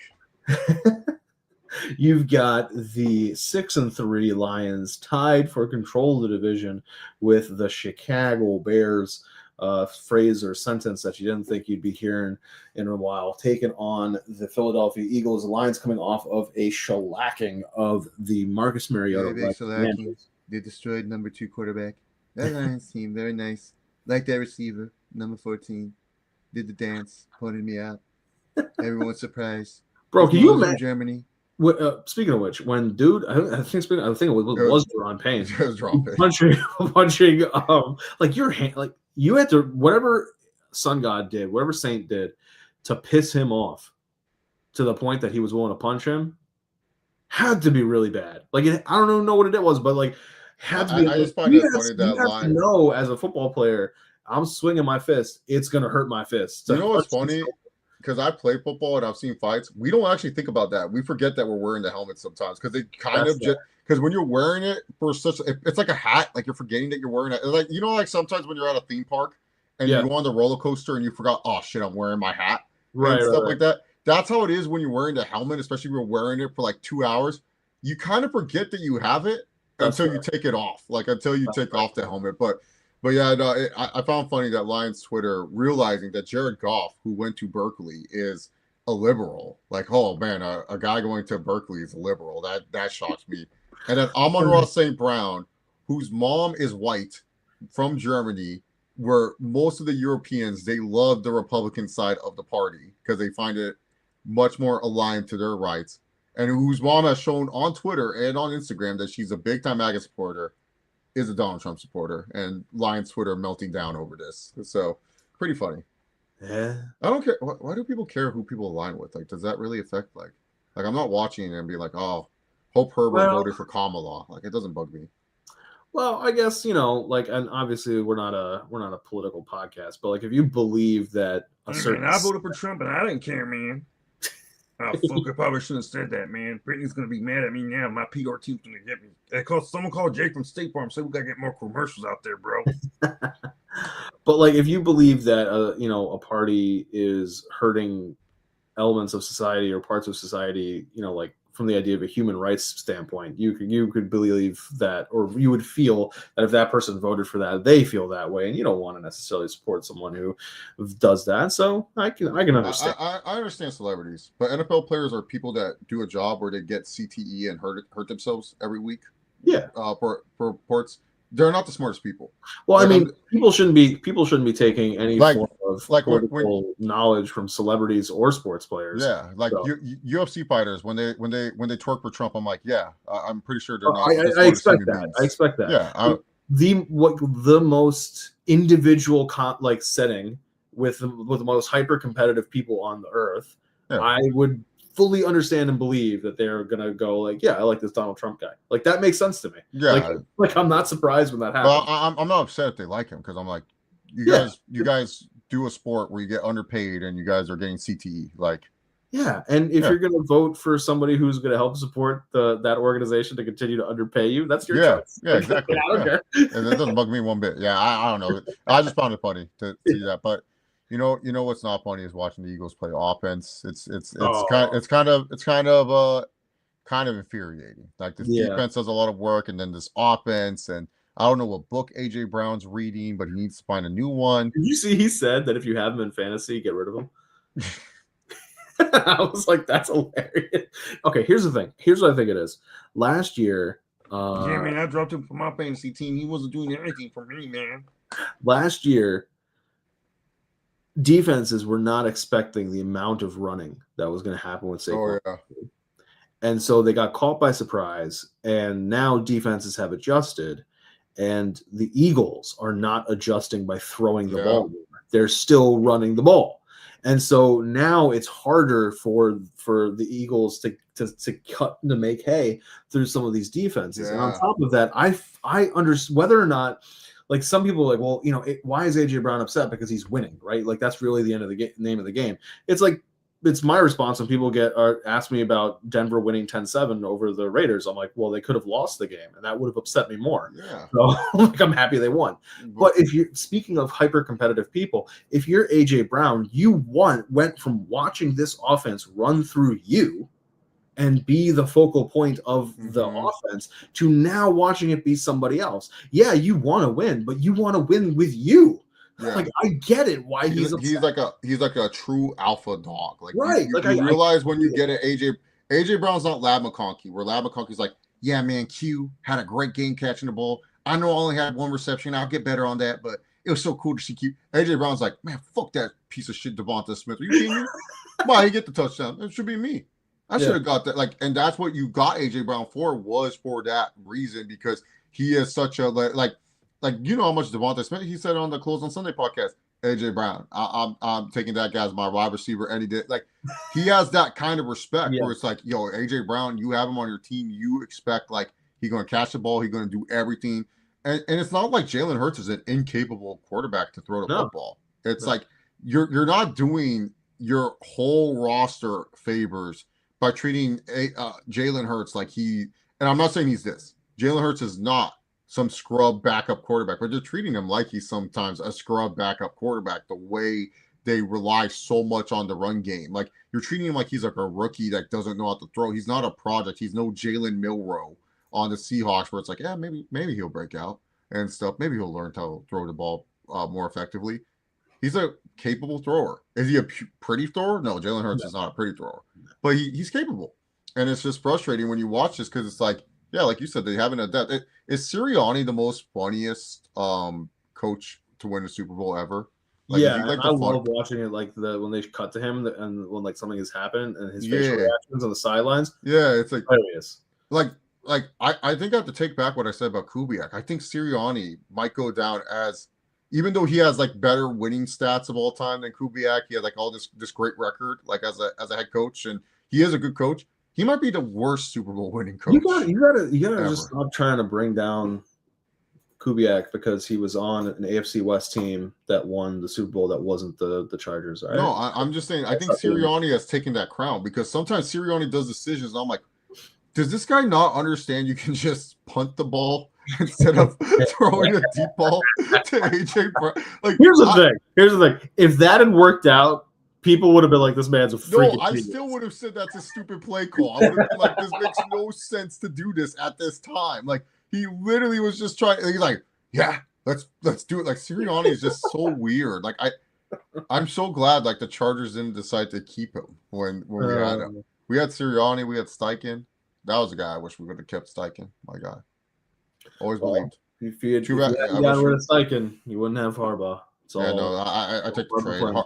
Harbaugh's just a psychopath that loves winning football and gets kids from the projects. Seems he's a good, jolly good fellow. Like, somehow, some way, making people not changing their whole cultures. Like, could you imagine, bro? Like, amazing, great guy. I'm going with the Lions though. I think I like the Lions more in this situation. Isn't Gibbs looking phenomenal? Oh my god. Like, if Jonathan Taylor is not in this world, Gibbs would be like the running back that we're gushing over. Like that, actually, you know what? That raises a fun little question. Let's look at the rushing. Hey, man, you're not even talking about Raiders and Cowboys yet, man. Man, fuck this shit, man. Y'all just hating everything, man. So you guys barely go over my game. You guys forced me to predict Ravens and Browns. You know, actually, no. To very briefly go back to that, what I think is happening is that Sean installed a lot more of the concepts and the play call scheme this offseason, and Bo is still overthinking it, and he can't get. You're making more excuses for your quarterback. No. But that's why I think, like, when it's the fourth quarter and they need to win the game, and Sean's just like, yeah, just go play football now at this point. What the heck, man? This is some ridiculous coping I've ever heard in my life, man. How is this ridiculous coping? No, that's okay, man. Just admit that we're gonna win, and then we're gonna run the table. Just like we always do. And I'll do without a running back. At least once. Oh my god, I swear to God. If they beat the Chiefs, I'm gonna go to that chat and find where Romeo said at least once, and I'll be like, not twice, I'll tell you that much. It can only be once. But we didn't talk about, because I was doing the Mahomes impression. It is a must-win game for the Chiefs. If the Chiefs don't win this game, it's literally if they lose this, they can't win the West. Yeah, they're out of the West, and they have to fight for a wild card. And that wild card hunt is crazy in the AFC. Crazy. It's a tough wild card, because the Chargers, unless the Chargers have an epic collapse, they're pretty much shooing. Yeah, like, it's between the Chargers and Broncos. Whoever, they're either going to win the West or they're the top. Wild card, yeah. They're the top wild card seed. The Bills, and the Bills already beat the Chiefs. Steelers. Maybe the Bengals sneak in somehow. maybe the Dolphins go on a nice little run. Like, whoa. Okay, so right Tough. now, because we didn't talk about that, yeah, that's actually that's Man, pretty relevant considering what's going to happen, like that Monday you night guys are football. talking about things that are not going to happen, so that's kind of so stupid, man. We ain't losing. Get the fuck out of here with this, man. Bro, if they lose, oh my god. Oh, the my Mahomes impression will be great next week. Oh my All their, God. I can't wait to make up whatever excuses that I have for him. If Ain't they gonna be lose, any they're not going excuses, to lose. man. They're not going to lose. But Yeah. if they lose, Finally, you say something smart. what do you mean? I picked the Chiefs. No, you say you're picking them out of the Chase Oliver book because you want to make sure that we lose, man. It's kind of stupid, but whatever. If they lose, holy shit. Could you think about dude? Listen, look at this. If they lose, they would be 1-2 in the division, and they would be 2-4 in the conference. Bro, can you imagine? Do you know how? It's not going to happen, but like, do you think the NFL? Do you think Taylor Swift and Travis Kelce are going to postpone like their wedding if this happens because it's like, oh shit, like, dude, could you imagine? Dude, the NFL will be scrambling. We don't have the Chiefs in the playoffs. What the fuck? What do you mean the AFC is the other thing? That's the other thing. They are going to find a way. Like Talanoa Hufanga is going to like tackle somebody lightly, and the way Hufanga, all the refs are going to throw the flags and be like, that was like 3 hip drop tackles. They're like, wait a minute, now we're calling hip drop tackles. Hufanga suspended for when's the next time that the Broncos play Chiefs? He's suspended for the next Broncos Chiefs game. Wait, just that game? Like he's not suspended for the next game? No, just the next Broncos Chiefs game. Yeah, it's like it's a safety first. No, but like that's the thing. That's the thing, man. Like. Because, like, you're the NFL, you're like, what the heck? What, the 2005 AFC, Broncos, Chargers, Colts, Steelers, Ravens, Patriots. The Bills are the only outlier because they have to add a 7th team because of this new playoffs. Like, if this was 2005, it would be who would be in there if it was 2005? Who would be, like, the other team? Like, if they had 7. Like, because like that's like the core 6 of 2005. Like that's the core 6 of like good teams in 05. You might have like Jaguars were pretty good in mid of 05. I was gonna say maybe the Bengals or the Jets. Oh no, the Jets weren't that good yet. It'd be Bengals. Bengals. 09 was when the Jets. Yeah. I would say Bengals.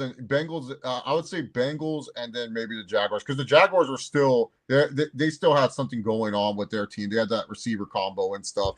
But yeah, the Bengals. Yeah, that's a good call. Yeah.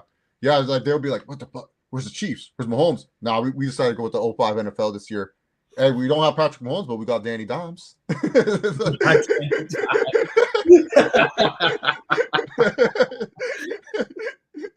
Watch NFL Sunday. Yes, it's not the Chiefs, but we do have the Colts, the 1-seeded Colts, taking on the 5th-seeded Los Angeles Chargers. I would like to see if you have a reasonable argument as to why the money line for Monday Night Football is the way it is. The Cowboys defense is one of the worst defenses in the NFL history. Right, but that needs the Raiders offense to be good. I think the Cowboys make everyone look good, bro. It doesn't matter who they are. This Cowboys defense is so bad. It makes everyone look good. But wait a minute, hold on. Here we go. Hold on. It got actually, since I did this earlier today. Somehow. The Sharks are going in on the Raiders. Somehow. The Sharks believe in the Raiders. Wow. Somehow. There's going to be a lot of Cowboys fans at that game, though. I can imagine. Yeah, dude, because like it's getting colder now, December. Texas is weird weather. Go to Vegas. It's hot. Yeah. Honestly, this game just comes down to whether or not they can get Brock Bowers moving. Do you think Joe Buck and Troy Aikman are like, can we take this game off? Can you get Fowler and a bunch of idiots call this game? Manning's like, yeah, we don't want to do a Manning cast. Can we get someone else to do it? I'm taking the Cowboys. How many Brady shots are we going to see during this game? I have zero faith in the Raiders right now. Yeah, I can't.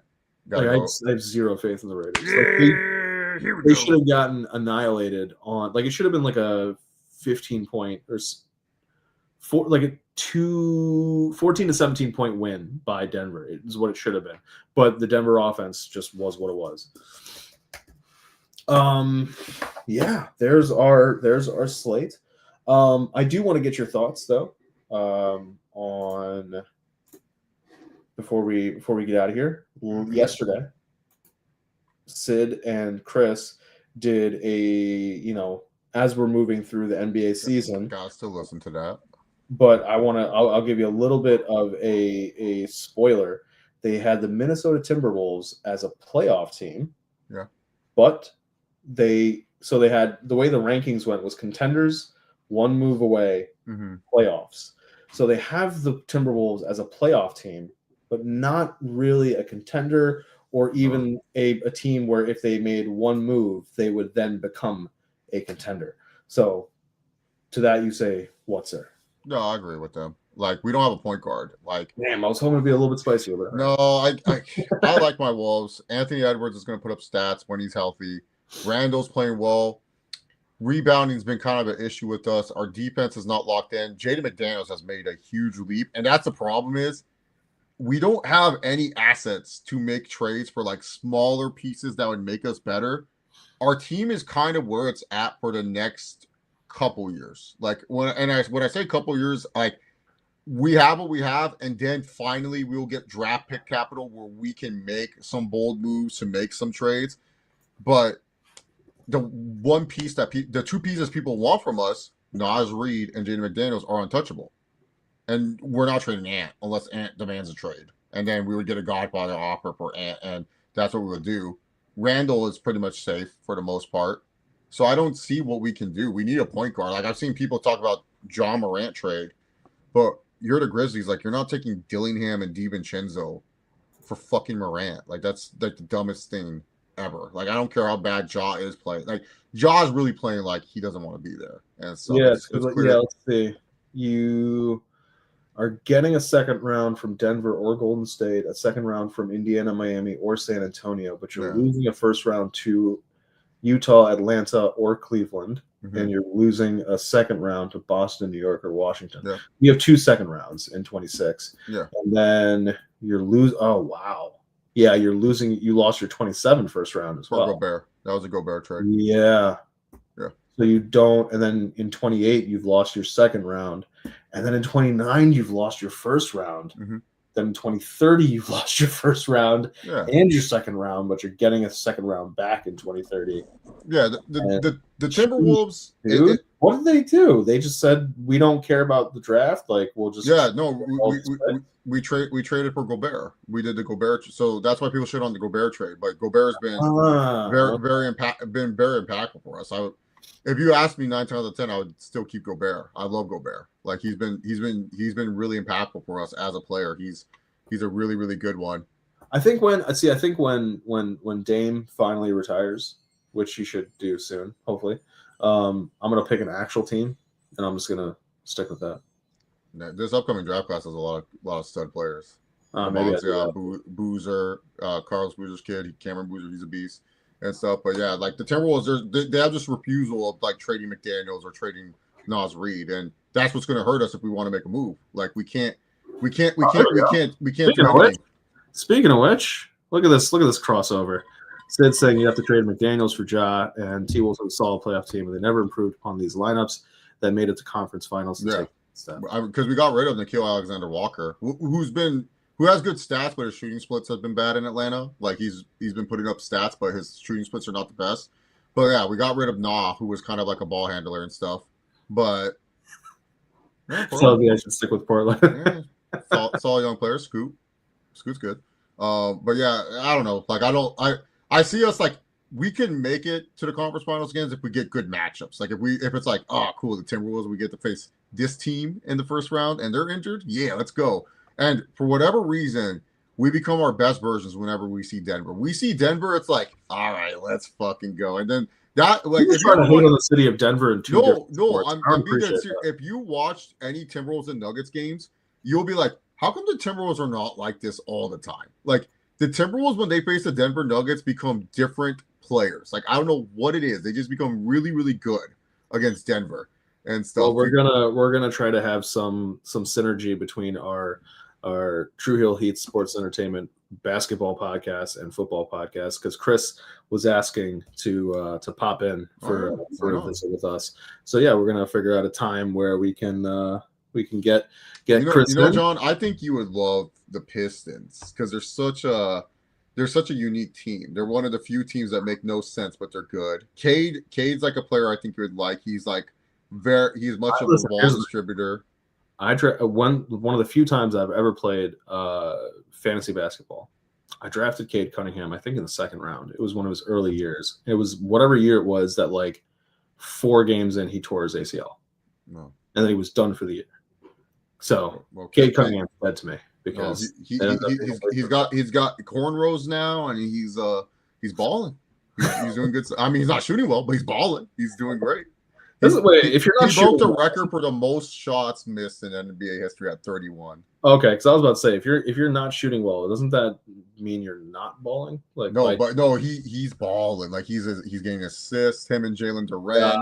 Gotcha. It's funny because they should not be good, but they are. Like they don't have reliable 3-point shoot. They're literally like an 05 basketball team playing in 2025, but they're just like bullying other teams right now. Like they're so good. Well, I mean that kind of fits the historical Pistons. Yeah. That kind of defense. They have the other Thompson that doesn't get talked about. Like everyone loves the Thompson on Houston, but then this Thompson is just like, fuck it. I'm just gonna be good on defense. My brother can get all the love for being versatile, but I'm just gonna be a defensive monster. Like it's just like it's so funny. Well, as we finish up our preview for week 11, Chase, you've done it again. Let the people know where they can find you, my good sir. Yeah, you can follow me on X at ChaseOliver68. You don't want to do like I pop in here, I pop in there. Like I pop in on Around the Point when I'm available, and I pop in on True Heat when available, and True Heat Sports when available. Hey, you guys can always catch me here on True Picks for True Hill Heat Sports Entertainment. I want to try to get a little bit more of the review game going. I gotta see what Sid's planning down the road. It's like Peacekeeper was a show that kind of interested me, but like I never watched the first season. So when the second season was coming out, I was like, I don't know if I can get through one and then get into this. So maybe I'll see what's the next thing Sid's planning on doing reviews for, and I'll try to jump in on that and see how that goes. But if you guys do decide to do Monarch, I'll do a Monarch review series. That's the Godzilla King Kong thing, right? That show. It's so good. It's a show. Yeah. Anna Sawai from Shogun, she's in it. That's like her first like role and stuff. And then so Kurt Russell and his son, they play a past and future version of themselves, and it goes between the past and the present and stuff. And it's so scary how like Kurt Russell's son is just same acting chops as Kurt Russell. Like, wait, like Wyatt, as in U.S. agent, as in my guy, U.S. agent John Walker, very misunderstood, but still an asshole. Yeah, got it. Nice. Yeah, so it's a good show. It's a good show. It's a good show on Apple TV. But season 2 is coming out. They're gonna focus more on Kong, season 2 most likely and stuff instead of Godzilla. But Godzilla was in it more often than I thought. I was like, yeah, there's no way. This is like an Apple TV show. Like, costs a lot of money to CGI Godzilla and stuff, but. Hey, we saw plenty of Godzilla, just sleeping. Apple's willing to show all the money. Apple TV shows are actually pretty like low key sleeper shows. So I have seen one episode of Stranger Things. Ever. Really? Yeah. Wow. I don't know why it just never was. Would you think it's not my favorite show? But I enjoy it. Like it just I don't know. It's never really. Maybe I'll have to try to blaze. The cast is all my age now. Like they're all like, which is interesting because like I watched the 2 Enola Holmes movies that Millie Bobby Brown did because like those are mysteries and I like murder mysteries and all that kind of thing. So like those were good. So maybe I should go back and check out Stranger Things. Gen V, I can't wait to. I haven't watched it yet, but I like Gen V from. Another one. I have only ever watched one episode of The Boys. Really? Yeah. Oh, you would, dude. Which again, comic book guy, like you would think I would watch it, and I was just not. Homelander is one of the best villains, dude. This is not a spoiler, but there's like a scene like Homelander. He'll stage stuff to like make himself look good. So this girl was gonna do a suicide jump, but then later on, Homelander found out another superhero did something better than him. So he just tells the girl to fucking jump. He goes, jump, just fucking jump. And then the girl's like, what? I think he goes like, no, fuck you, just jump. No. And then he forces the girl down to jump to her death because he's so pissed because he didn't get this great grandstand anymore. And I'm like, dude, Homelander's such a... Now I really want, when people make the joke about like Cody Lander, now I really want dude, Cody Lander. He's like the perfect asshole and stuff. Like it's like he's like there's this one character called A-Train. He's like the Flash in this version. And Okay. he's eating some sweets. He goes, really? You're fucking eating sweets? He goes, yeah, I gotta eat a lot. I gotta eat a lot of calories. You know, I burn so much because of how much I run. Yeah, that's why you're so fat. You're not fitting your suit as tight as you used to be, huh?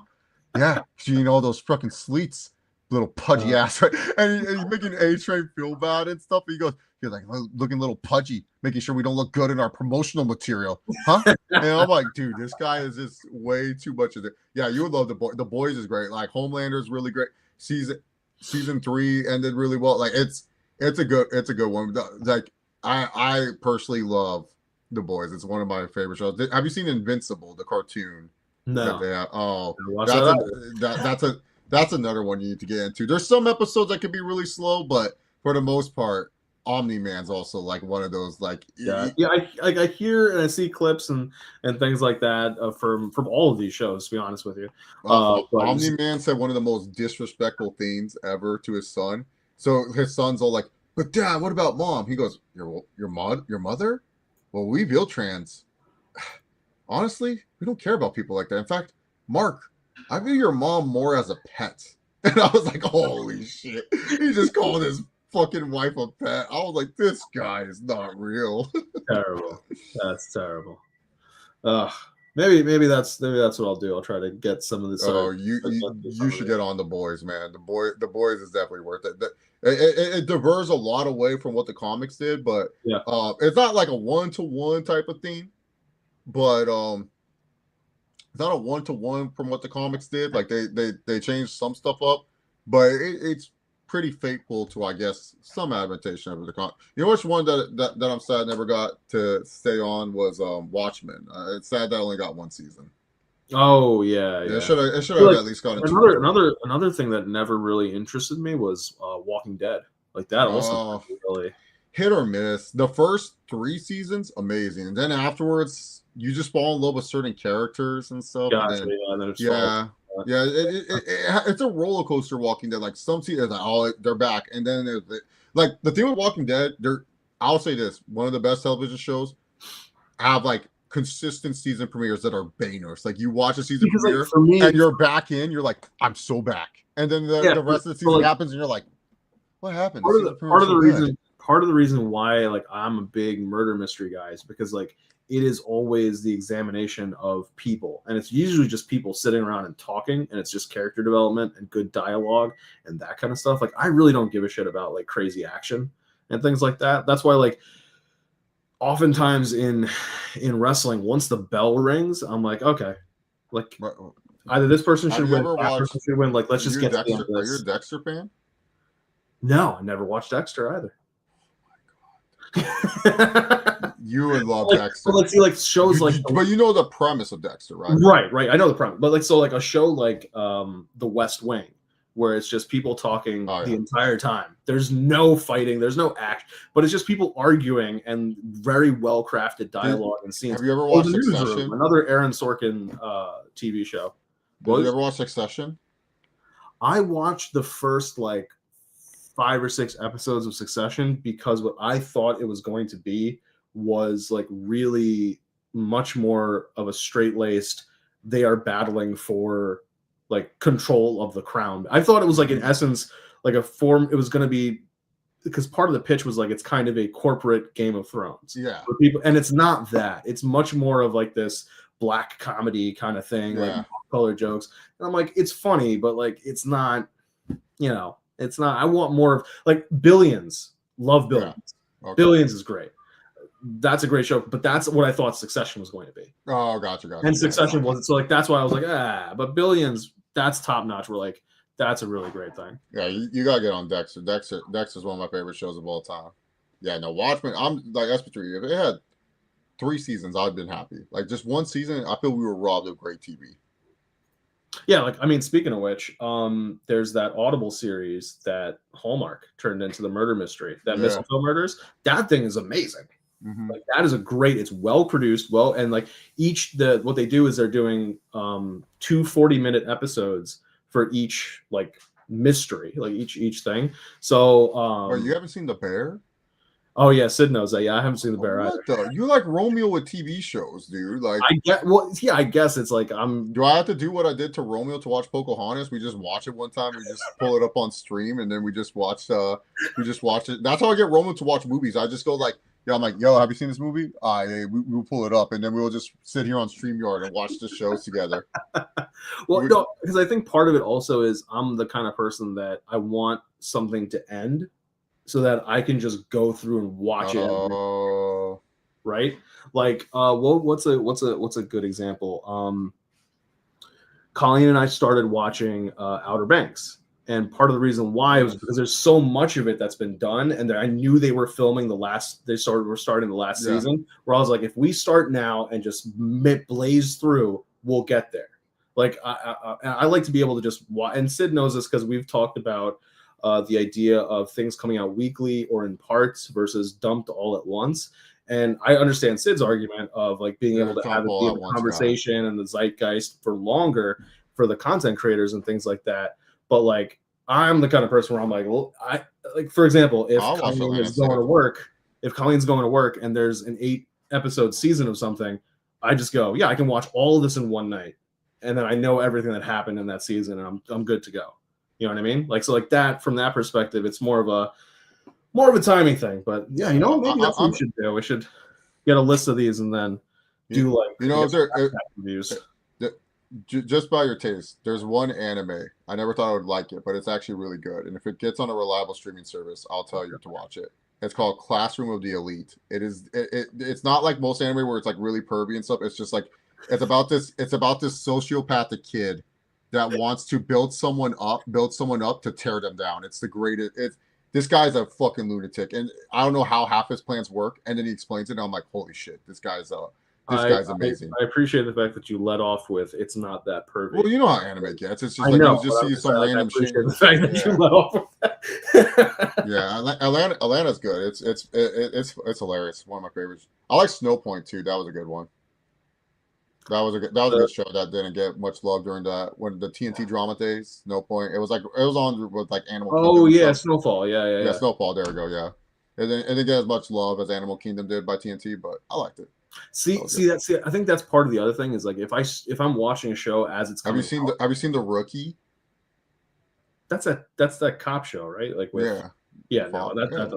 But like if a show is actively still releasing things, especially if I'm getting in on like the ground floor of it, like I'll be part of like the first season, I'll get to maybe part of the second season, and then I forget that the third season's coming out, and then I'm like, oh, now I'm just so far behind. I don't care anymore. Really? But that happened to me with Empire. I remember I watched the first season of Empire as it was coming out. The second season, I think, and then they took like the winter break or something like that, and then I just got too busy with law school and things like that, where I forgot, and I was like, oh shit, there's like 12 episodes I missed. I'm not going to be able to catch up. Yeah, like for me, I do prefer binge watching, but if there's a weekly show I love, like I'll be like Dexter, like I'm cool with that being weekly. As much as I would like, I still get amped. I go on the Reddit boards and then I'm like reading people's theory, like because Dexter's one of those shows like they always drop Easter eggs and then you try to figure out, and then it never really happens. Like you just give up on it. From that perspective, that's one of the things that does work well for me for wrestling is that it's just every week.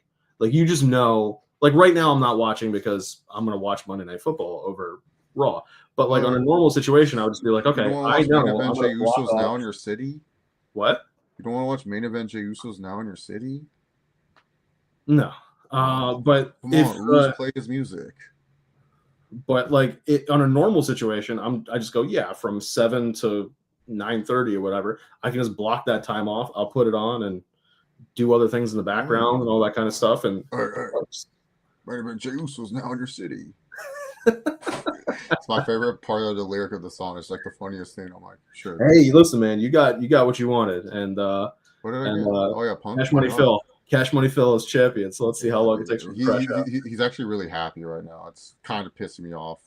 You know, the bags aren't underneath the eyes. Like he looks not to rested. do a little. When's the next live event loop? He has to have one soon where he'll get upset. That's when he gets upset. Maybe. Yeah.